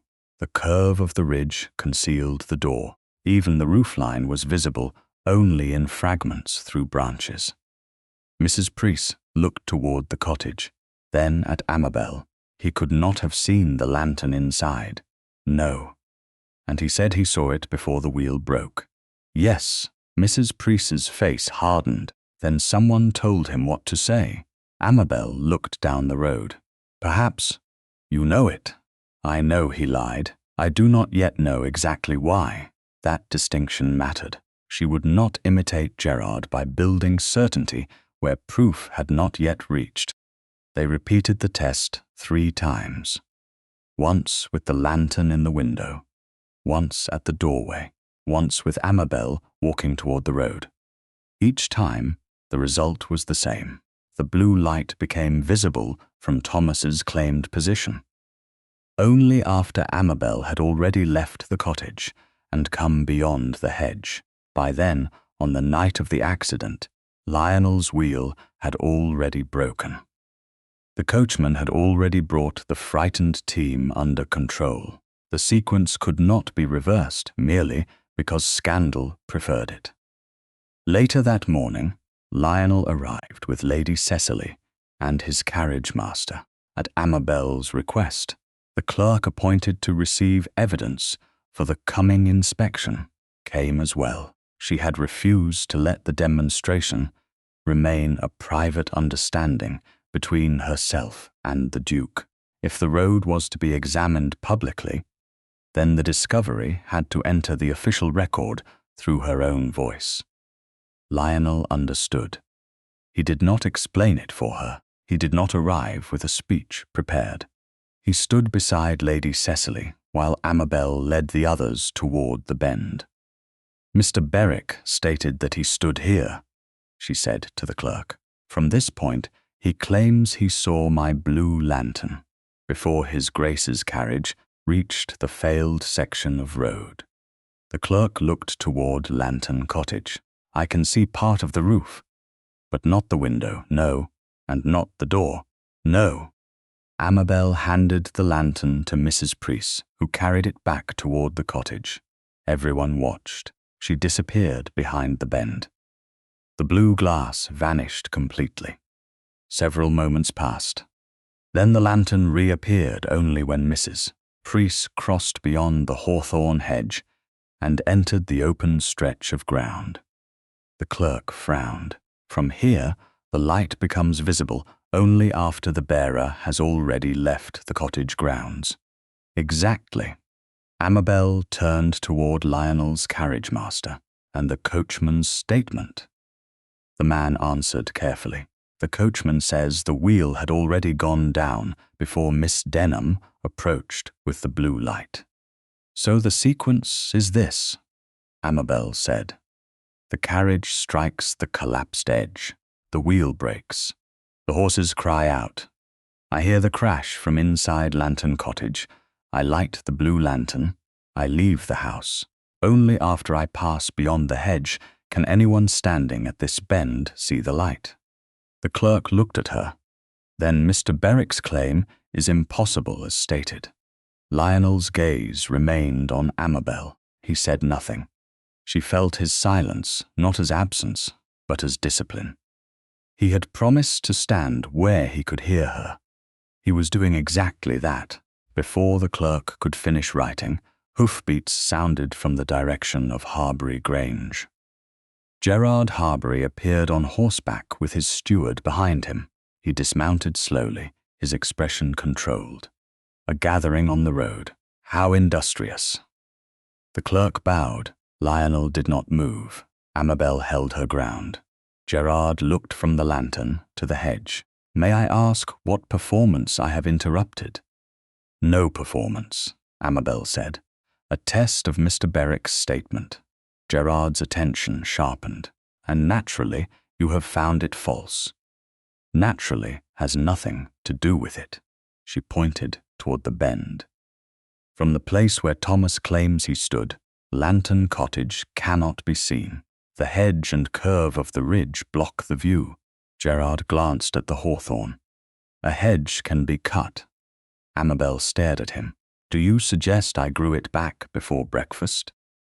Lady Cecily looked away quickly. Lionel's carriage master failed to hide a cough. Gerard's mouth tightened. I suggest landscapes change. The carriage master stepped forward. Not in 3 weeks, my lord.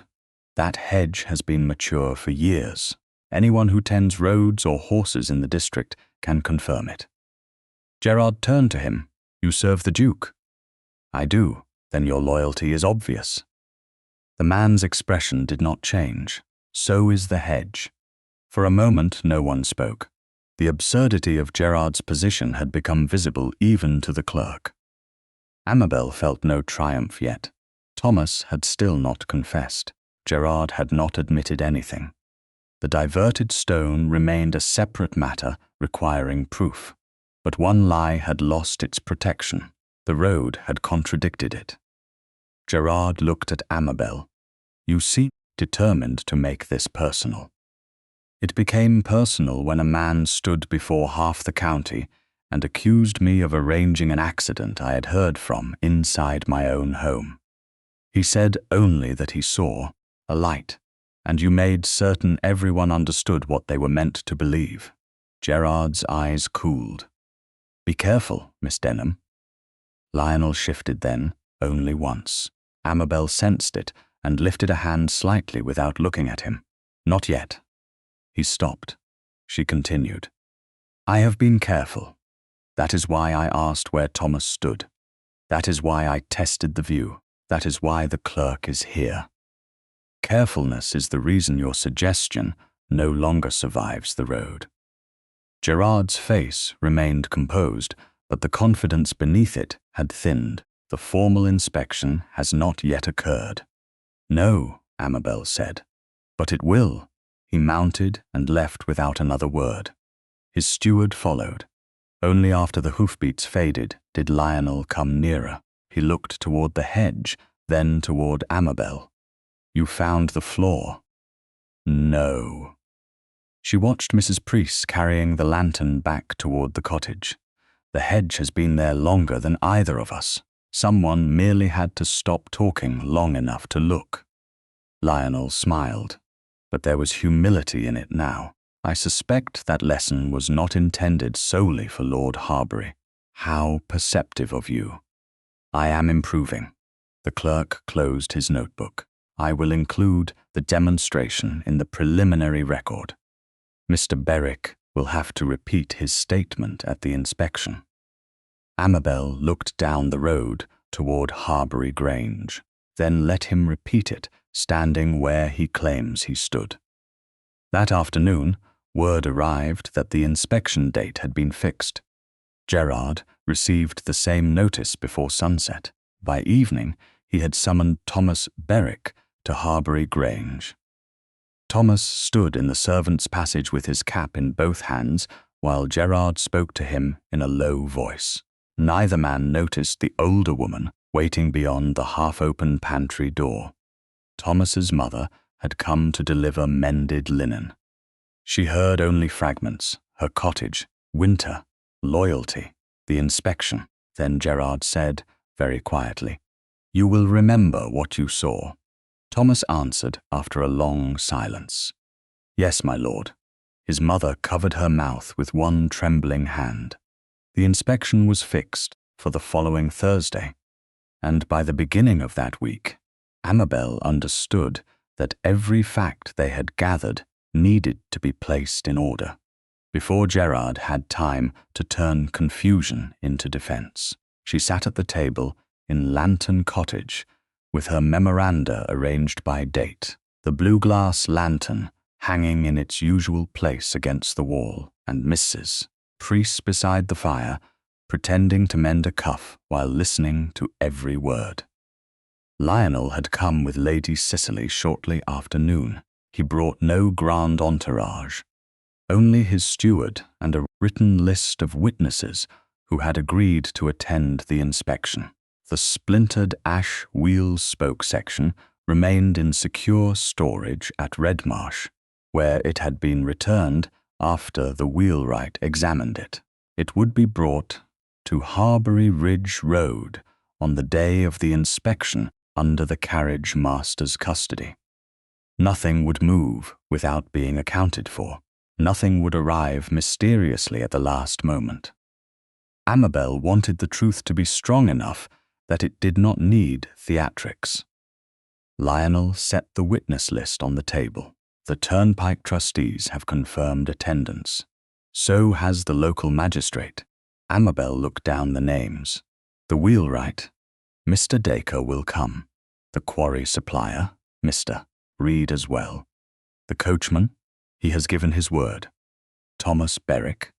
Lionel's expression hardened slightly, summoned. Mrs. Priest snipped a loose thread. Then we shall discover whether a lie sounds different when spoken on the ground that disproves it. Lady Cecily smiled faintly. I continue to believe Mrs. Priest should have been a magistrate. I have no desire to listen to men explain themselves for a living, Mrs. Priest said. Amabel almost laughed, but the weight of the coming day remained too close. She looked again at the list. Trustees, magistrate, landowners, coachmen and carriers who had used the road, Mr. Dacre, Mr. Reed, Thomas, Gerard, Rowena, Lionel, herself. The evidence was not dramatic, it was stronger than drama. The broken spoke showed that the carriage wheel had been sound before it struck the collapsed verge. The road itself showed failed drainage and dangerous erosion. Amabel's memoranda showed that warnings had been made months before the accident. Mr. Reed could confirm that stone had been ordered and delivered into the district. The fresh grey flint edging at Harbury Grange suggested where at least some of it had gone. The coachman could swear that there had been no blue light before the wheel broke. The hedge and bend proved that Thomas could not have seen Lantern Cottage from the place he claimed to have stood. Mrs. Priest could confirm that Amabel lit the lantern only after hearing the crash. Each fact held one part of the truth. Together, they formed something Gerard could no longer dismiss as a misunderstanding without exposing the weakness of his own story. Lionel watched Amabel as she read through the sequence. Is anything missing? He asked. Only certainty about Thomas. You mean why he lied? We know Gerard has influence over him. We do not know precisely what was threatened. Lionel nodded. Then we do not claim to know. Exactly. His mouth curved slightly. You have taught me to fear that word. Which one? Exactly. Amabel looked up. A useful fear. Cruel woman. Recovering Duke. Lady Cecily lowered her correspondence. You have both improved. I consider myself responsible. Neither of them answered, which made her smile. The lighter moment passed when Mrs. Priest looked toward the window. A carriage had stopped outside. Amabel rose. She knew the Harbury crest before the footman announced the visitor. Rowena entered Lantern Cottage in a dark carriage dress, perfectly composed, carrying no visible hostility. That made Amabel more cautious, not less. Lionel stood when she entered. Lady Cecily did the same. Rowena acknowledged them with polished courtesy. Your Grace, Lady Cecily. Then she turned toward Amabel. Miss Denham, may I speak with you privately? Amabel glanced toward Mrs. Priest. Mrs. Priest remains. Rowena's expression tightened almost imperceptibly. Very well. Lionel made no attempt to stay. He looked at Amabel instead. She understood the question in his eyes. Do you want me here? She shook her head once. Lionel accepted the answer. He left with Lady Cecily and his steward for a walk along the garden boundary, remaining near enough to be summoned but far enough not to overhear. Amabel noticed the choice. Weeks earlier, he might have decided that protecting her required his presence. Now he waited to be asked. Rowena remained standing until Amabel indicated a chair. You wish to speak. I wish to spare you further unpleasantness. That is generous. Do not mock me. I am not. Rowena folded her hands. Thursday's inspection will not be dignified. There will be roadmen, tradesmen, landowners, servants, and half the district eager to witness a quarrel involving a duke. Whatever the outcome, your name will remain attached to scandal. My name is already attached to scandal, because you insist on prolonging it. Amabel went still. No, because your son encouraged a false accusation against me. Rowena's gaze sharpened. Gerard did not create Thomas Berwick's statement. He used it, perhaps unwisely, publicly. That does not mean every other matter must be dragged before witnesses. Amabel waited. Rowena finally said what she had come to say. Withdraw your accusation against Gerard. Allow the road trustees to settle the repairs privately. In return, I will state before the principal families of the county that I never believed the worst rumors concerning you. The room became very quiet. Mrs. Preece's needle stopped moving. Amabel stared at Rowena. You will return my reputation to me. I will correct the impression that your meeting with His Grace was arranged. In exchange for silence. In exchange for peace. Whose peace? Rowena stood. You are making this more difficult than it needs to be. Amabel rose as well. No, I am refusing to let difficulty be renamed ingratitude. You have always been proud, and you have always called a woman proud when she would not be convenient. A flush rose along Rowena's throat. Think carefully. Society forgives slowly. Then society may practice. Rowena looked toward the memoranda on the table.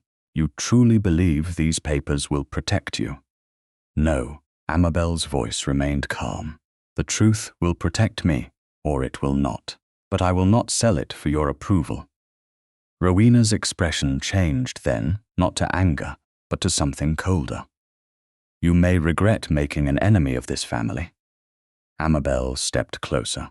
You cannot return a woman's name as though you had merely borrowed it. The words stopped Rowena at the door. For a moment she said nothing. Then she left. Lionel did not return until several minutes later. He entered only after Mrs. Preece called him in. What did she want? He asked. Amabel looked at him. To offer peace. At what silence? His jaw tightened. And you refused. It was not a question. Yes. Good. She raised one eyebrow. That sounded suspiciously like approval without permission. Then I withdraw it. Too late. A tragic failure. His wit was gentle, but his eyes remained serious. Do you want me to know the details? Yes. So she told him. Not because he had rank. Not because she needed rescue. Because she chose to share the truth with him. Lionel listened without interruption. When she finished, he said, The inspection will proceed. Because I refused, Rowena. Because it was already granted. Because the witnesses are confirmed. Because Gerard cannot cancel it privately. He paused. And because I made certain no one under Harbury influence could quietly remove it from the calendar. Amabel studied him. You did that without taking over my memorial. I am learning to be useful in less visible ways. It suits you. High praise. He looked toward the window, where late afternoon light had begun to thin. You should know one more thing. If after Thursday you want nothing further from me, I will accept that. Amabel felt the words more deeply than she expected. Even after all this, especially after all this. You would not regard my refusal as ingratitude? No. His answer came immediately. You owe me nothing. Not affection, not marriage, not gratitude, nothing. For once, Amabel had no ready reply. Then she said, For once, Your Grace, that was precisely the right thing to say. Lionel smiled. I shall record the date. Do not become arrogant. Too late. Dawn came cold and clear on the morning of the inspection. Amabel dressed carefully, not for beauty and not for war, but for the steadiness she intended to keep. Mrs. Preece helped fasten her cloak. Outside, the road waited under a pale winter sky. Before leaving, Amabel crossed the sitting room and took her father's blue glass lantern from its hook. She held it for a moment, remembering the night she had heard horses scream and run toward a stranger. Then she carried it into the daylight. This time, no one else would decide what it meant. The road itself looked almost ordinary beneath the pale December sky, and that was the first thing Amabel noticed. Nothing in the cold morning air announced that reputations would rise or fall there. Nothing in the bare hedges, the muddy verge, or the shallow drainage ditch suggested that a duke had nearly been injured, a woman had been publicly accused, and a powerful man had spent weeks trusting that courtesy could conceal neglect. Yet by 9 o'clock, carriages lined the safer stretch of Harbury Ridge Road. Trustees stood in dark coats near the failed bend. A local magistrate had arrived from Winchester. Landowners, coachmen, carriers, the wheelwright, Mr. Reed from Bishop's Down Quarry, and several people whose carts or wagons had nearly come to grief on the same road gathered in small groups. Lionel stood beside Lady Cecily, not in front of Amabel. She noticed that too. Gerard Harbury arrived with Rowena shortly before the formal inspection began. His manner was composed, almost bored. Thomas Berwick came later, pale beneath his hat, his cap twisting between both hands. Amabel held the blue glass lantern at her side. It was unlit in the daylight. That did not lessen its meaning. The magistrate called the gathering to order with as little ceremony as the weather allowed. The clerk summarized the reason for inspection. Repeated complaints had been made concerning the safety of Harbury Ridge Road. A ducal carriage had suffered damage at the collapsed verge. Questions had also arisen concerning the diversion of repair materials and the truth of a public statement made about Miss Amabel Denham. Gerard spoke first. "I have never opposed proper repair," he said. "The road was unfortunate, certainly, but accidents occur. As for the rest, I fear private misunderstandings have been allowed to grow into public spectacle." Amabel did not answer.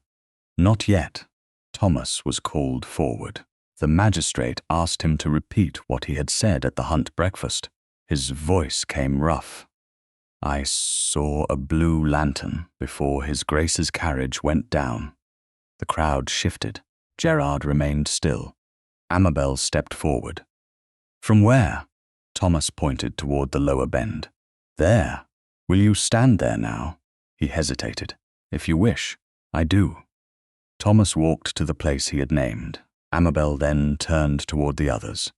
"Lantern Cottage lies beyond that hedge and curve, mister. Berwick claims he saw my blue lantern before the accident. I ask only that we test whether that was possible." She handed the lantern to Mrs.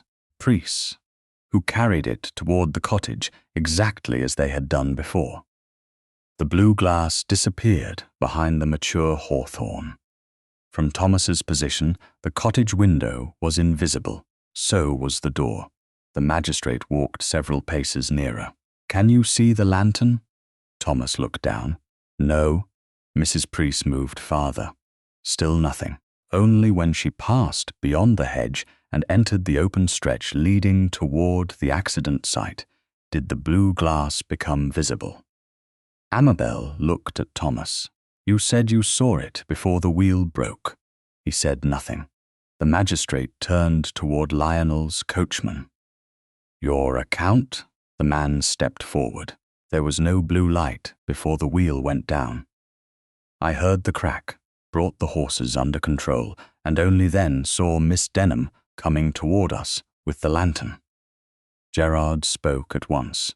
A loyal servant may misremember in favor of his employer. Lionel's expression hardened, but he stayed silent. Amabel had asked him to stand where he could hear her. He did. Mrs. Preece then confirmed that Amabel had been inside Lantern Cottage when the crash was heard and had lit the lantern only afterward. Gerard lifted one shoulder. 3 people connected to Miss Denham or His Grace. Hardly independent proof. "Then let us discuss the carriage," Amabel said. "The carriage master brought forward the large splintered ash wheel spoke section under the same custody in which it had been stored since the accident. Mr. Dacre, the wheelwright, examined it before the gathering. He did not dramatize. The ash was sound. The wheel did not fail from rot or poor construction. It struck a collapsed road edge with severe lateral force. He pointed to the abrasion. This scrape is consistent with exposed stone at the verge. The magistrate looked toward the damaged section of road. So the accident followed from the road condition? Yes. Amabel then presented her dated memoranda. June, July, September. Each recorded a warning. Each concerned drainage, subsidence, or the narrowing verge. Several other road users confirmed earlier incidents. A male coach guard described avoiding the edge. A widow described her cart overturning nearby. The local carrier confirmed repeated tolls paid while promised repairs remained incomplete. Gerard's face changed only when Mr. Reed stepped forward. The quarry supplier opened his account book and stated that repair stone had been ordered and delivered into the district. Several wagon loads, however, had been redirected under Harbury authority before reaching the road. To where? The magistrate asked. Toward Harbury Grange. Gerard gave a short laugh. Toward, a useful word when one lacks proof. Lionel finally spoke. Then, perhaps you can explain the new grey flint edging on your private south approach. Gerard turned toward him. I purchased stone separately. From whom?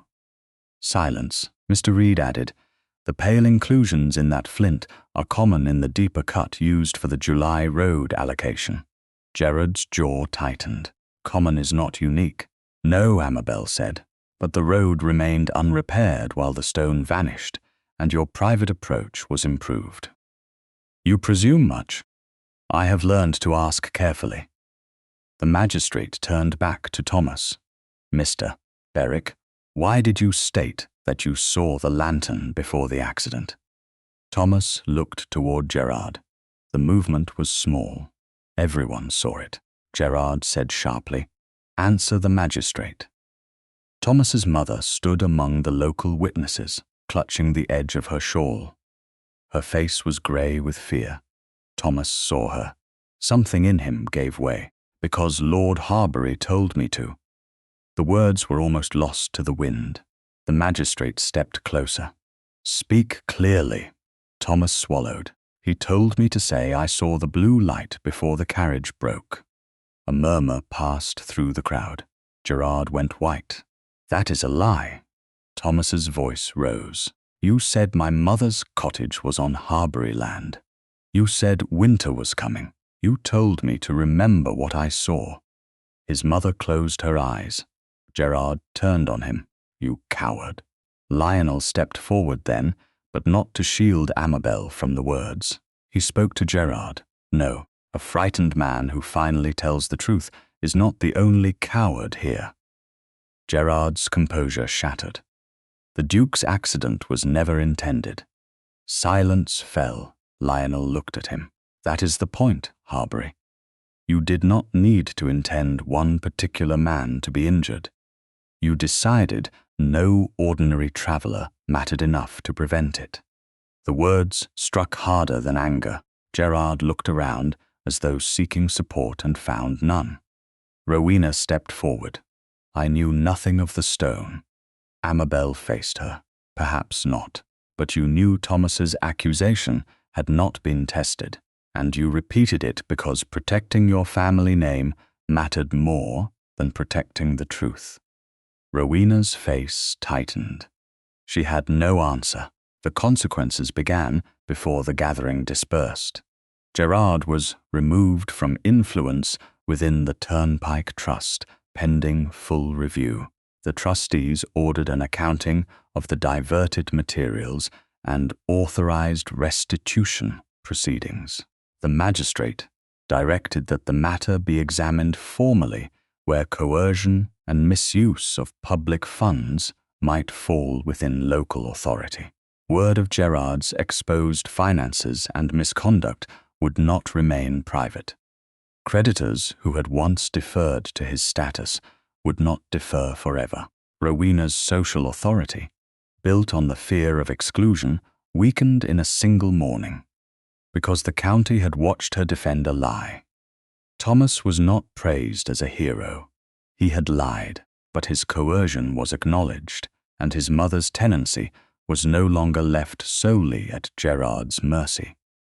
Most importantly, Amabel was publicly cleared, not because Lionel declared her innocent, because the sequence, the road, the witnesses, and the facts proved it. Lionel waited until the official findings had been spoken. Then he turned toward the same people who had once heard him offer to buy Lantern Cottage. "I have one matter of my own to correct." Amabel looked at him. He continued, "At the Hunt breakfast, I answered an insult against Miss Denham by offering enough money to remove her from the problem. I was wrong. Her home was not mine to buy. Her future was not mine to arrange. Her dignity never required a price." No one moved. Lionel did not look at the crowd after that. He looked only at Amabel. She understood what the moment cost him, not his rank. Something more difficult, his certainty. She held his gaze and said, "Then perhaps, Your Grace, we have both finally been heard." Later, when the road had emptied and only a few carriages remained, Lionel and Amabel stood together at the place where his wheel had broken. The blue lantern rested in her hand. He did not speak of love. He did not speak of rescue. He asked only, "May I call tomorrow?" Amabel looked at him. "At a respectable hour." For the first time that day, Lionel smiled. Lionel called the next afternoon at 3 o'clock, which Amabel considered a respectable hour and Mrs. Preece considered suspiciously precise. He came with Lady Cecily, stayed for tea, asked no questions about what Amabel intended to do with Lantern Cottage, and made no offers involving money, protection, relocation, or the correction of her life. Instead, he asked whether Mrs. Vale's cart had been repaired. He asked whether the male coach guard still intended to give evidence if the turnpike review continued. He asked what Amabel thought should happen to the dangerous bend while winter repairs were being planned. Then he listened to the answers. It became a habit.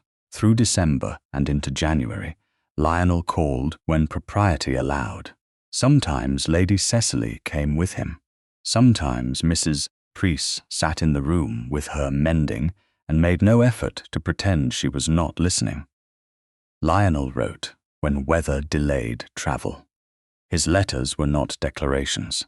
They contained news of the road trust, dry observations about estate business, questions he genuinely expected Amabel to answer, and once a detailed complaint about a spaniel belonging to a neighboring baronet that had stolen his glove during a morning call. Amabel read that letter twice. She told herself it was because the description was amusing. Mrs. Preece did not ask. The consequences of the inspection unfolded more slowly than gossip, but more seriously. Gerard Harbury remained excluded from influence over the Turnpike Trust while the diverted materials were examined and the accounts reviewed. The missing repair stone was not transformed into a dramatic confession or an instant ruin. It became what wrongdoing often became when exposed to daylight, a sequence of invoices, obligations, questions, repayments, and creditors newly unwilling to extend patience. Gerard's social position weakened, invitations thinned. Men who had once laughed at his jokes now remembered urgent business elsewhere. Rowena continued to receive callers, but fewer of them, and those who came no longer waited anxiously for her approval. Her authority had depended upon the belief that she could decide who belonged in respectable company. After the road inspection, that belief had cracked. Thomas Berwick remained accountable for the lie he had told. But his mother's cottage was no longer left entirely at Gerard's mercy. The trustees arranged that her tenancy would not be used as leverage while the inquiry continued. Amabel approved of that outcome because it acknowledged two truths at once. Thomas had done wrong. He had also been frightened. Moral clarity did not require pretending people were simple. The road itself was repaired through winter as weather permitted. Drainage was cleared properly. The failed verge was rebuilt. Stone reached the place for which it had been intended. Each time Amabel walked the bend, she noticed the changes without sentimentality. A safer road was not romance. It was simply what should have existed before anyone important was nearly injured. Lionel understood that distinction. He never again spoke, as if the road had become worthy of attention because his carriage had broken there.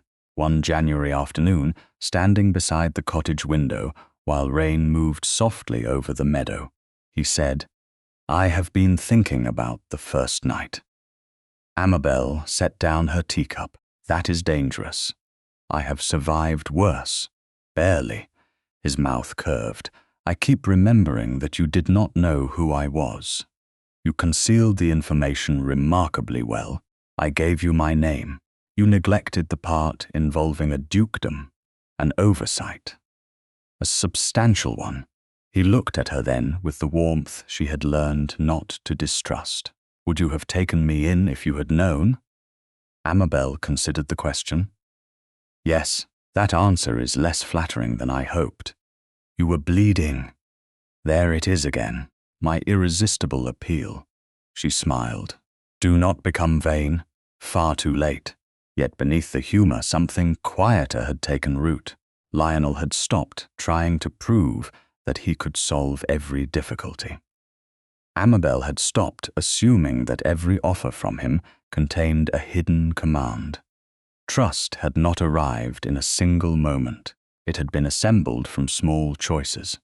A question asked instead of a decision made. A silence kept instead of a defense delivered too soon. A visit made without expectation. A letter sent because distance existed, not because possession did. By February, Lionel no longer needed to ask whether he might walk with Amabel beyond the cottage garden. He still asked. She noticed that he always did. He proposed in March, at Lantern Cottage, on an afternoon when the first signs of spring had begun to show along the hedge. There was no crowd, no assembled county, no grand room waiting to witness a duke. Choose a woman, Mrs. Priest and Lady Cecily had tactfully occupied themselves inside, while Lionel and Amabel stood near the low stone wall overlooking the road. The repaired bend was visible in the distance. Lionel did not kneel immediately. He looked more nervous than he had when facing Gerard before magistrates and trustees. Amabel found that deeply satisfying. "You have returned many times," she said. "I was invited. Not always. Then I was tolerated, sometimes narrowly." He smiled, then grew serious. "I have returned many times since that first dawn." She waited. He took one breath. "I would like, if you choose it, to spend the rest of my life being someone you are glad to see coming up the road." Amabel's throat tightened. He did not say he would save her. He did not promise that she would never suffer. He did not offer Redmarsh Park as though grandeur could replace choice. He simply stood before her, powerful enough to command rooms and changed enough to ask. "That is a very careful proposal," she said. "I have learned to fear imprecision." "Good. Is that your answers?" "No." His expression faltered. Amabel let him suffer for one heartbeat. "My answer is yes." The relief in his face was so open that she laughed, and Lionel laughed with her. When he finally took her hand, he waited until she placed it in his.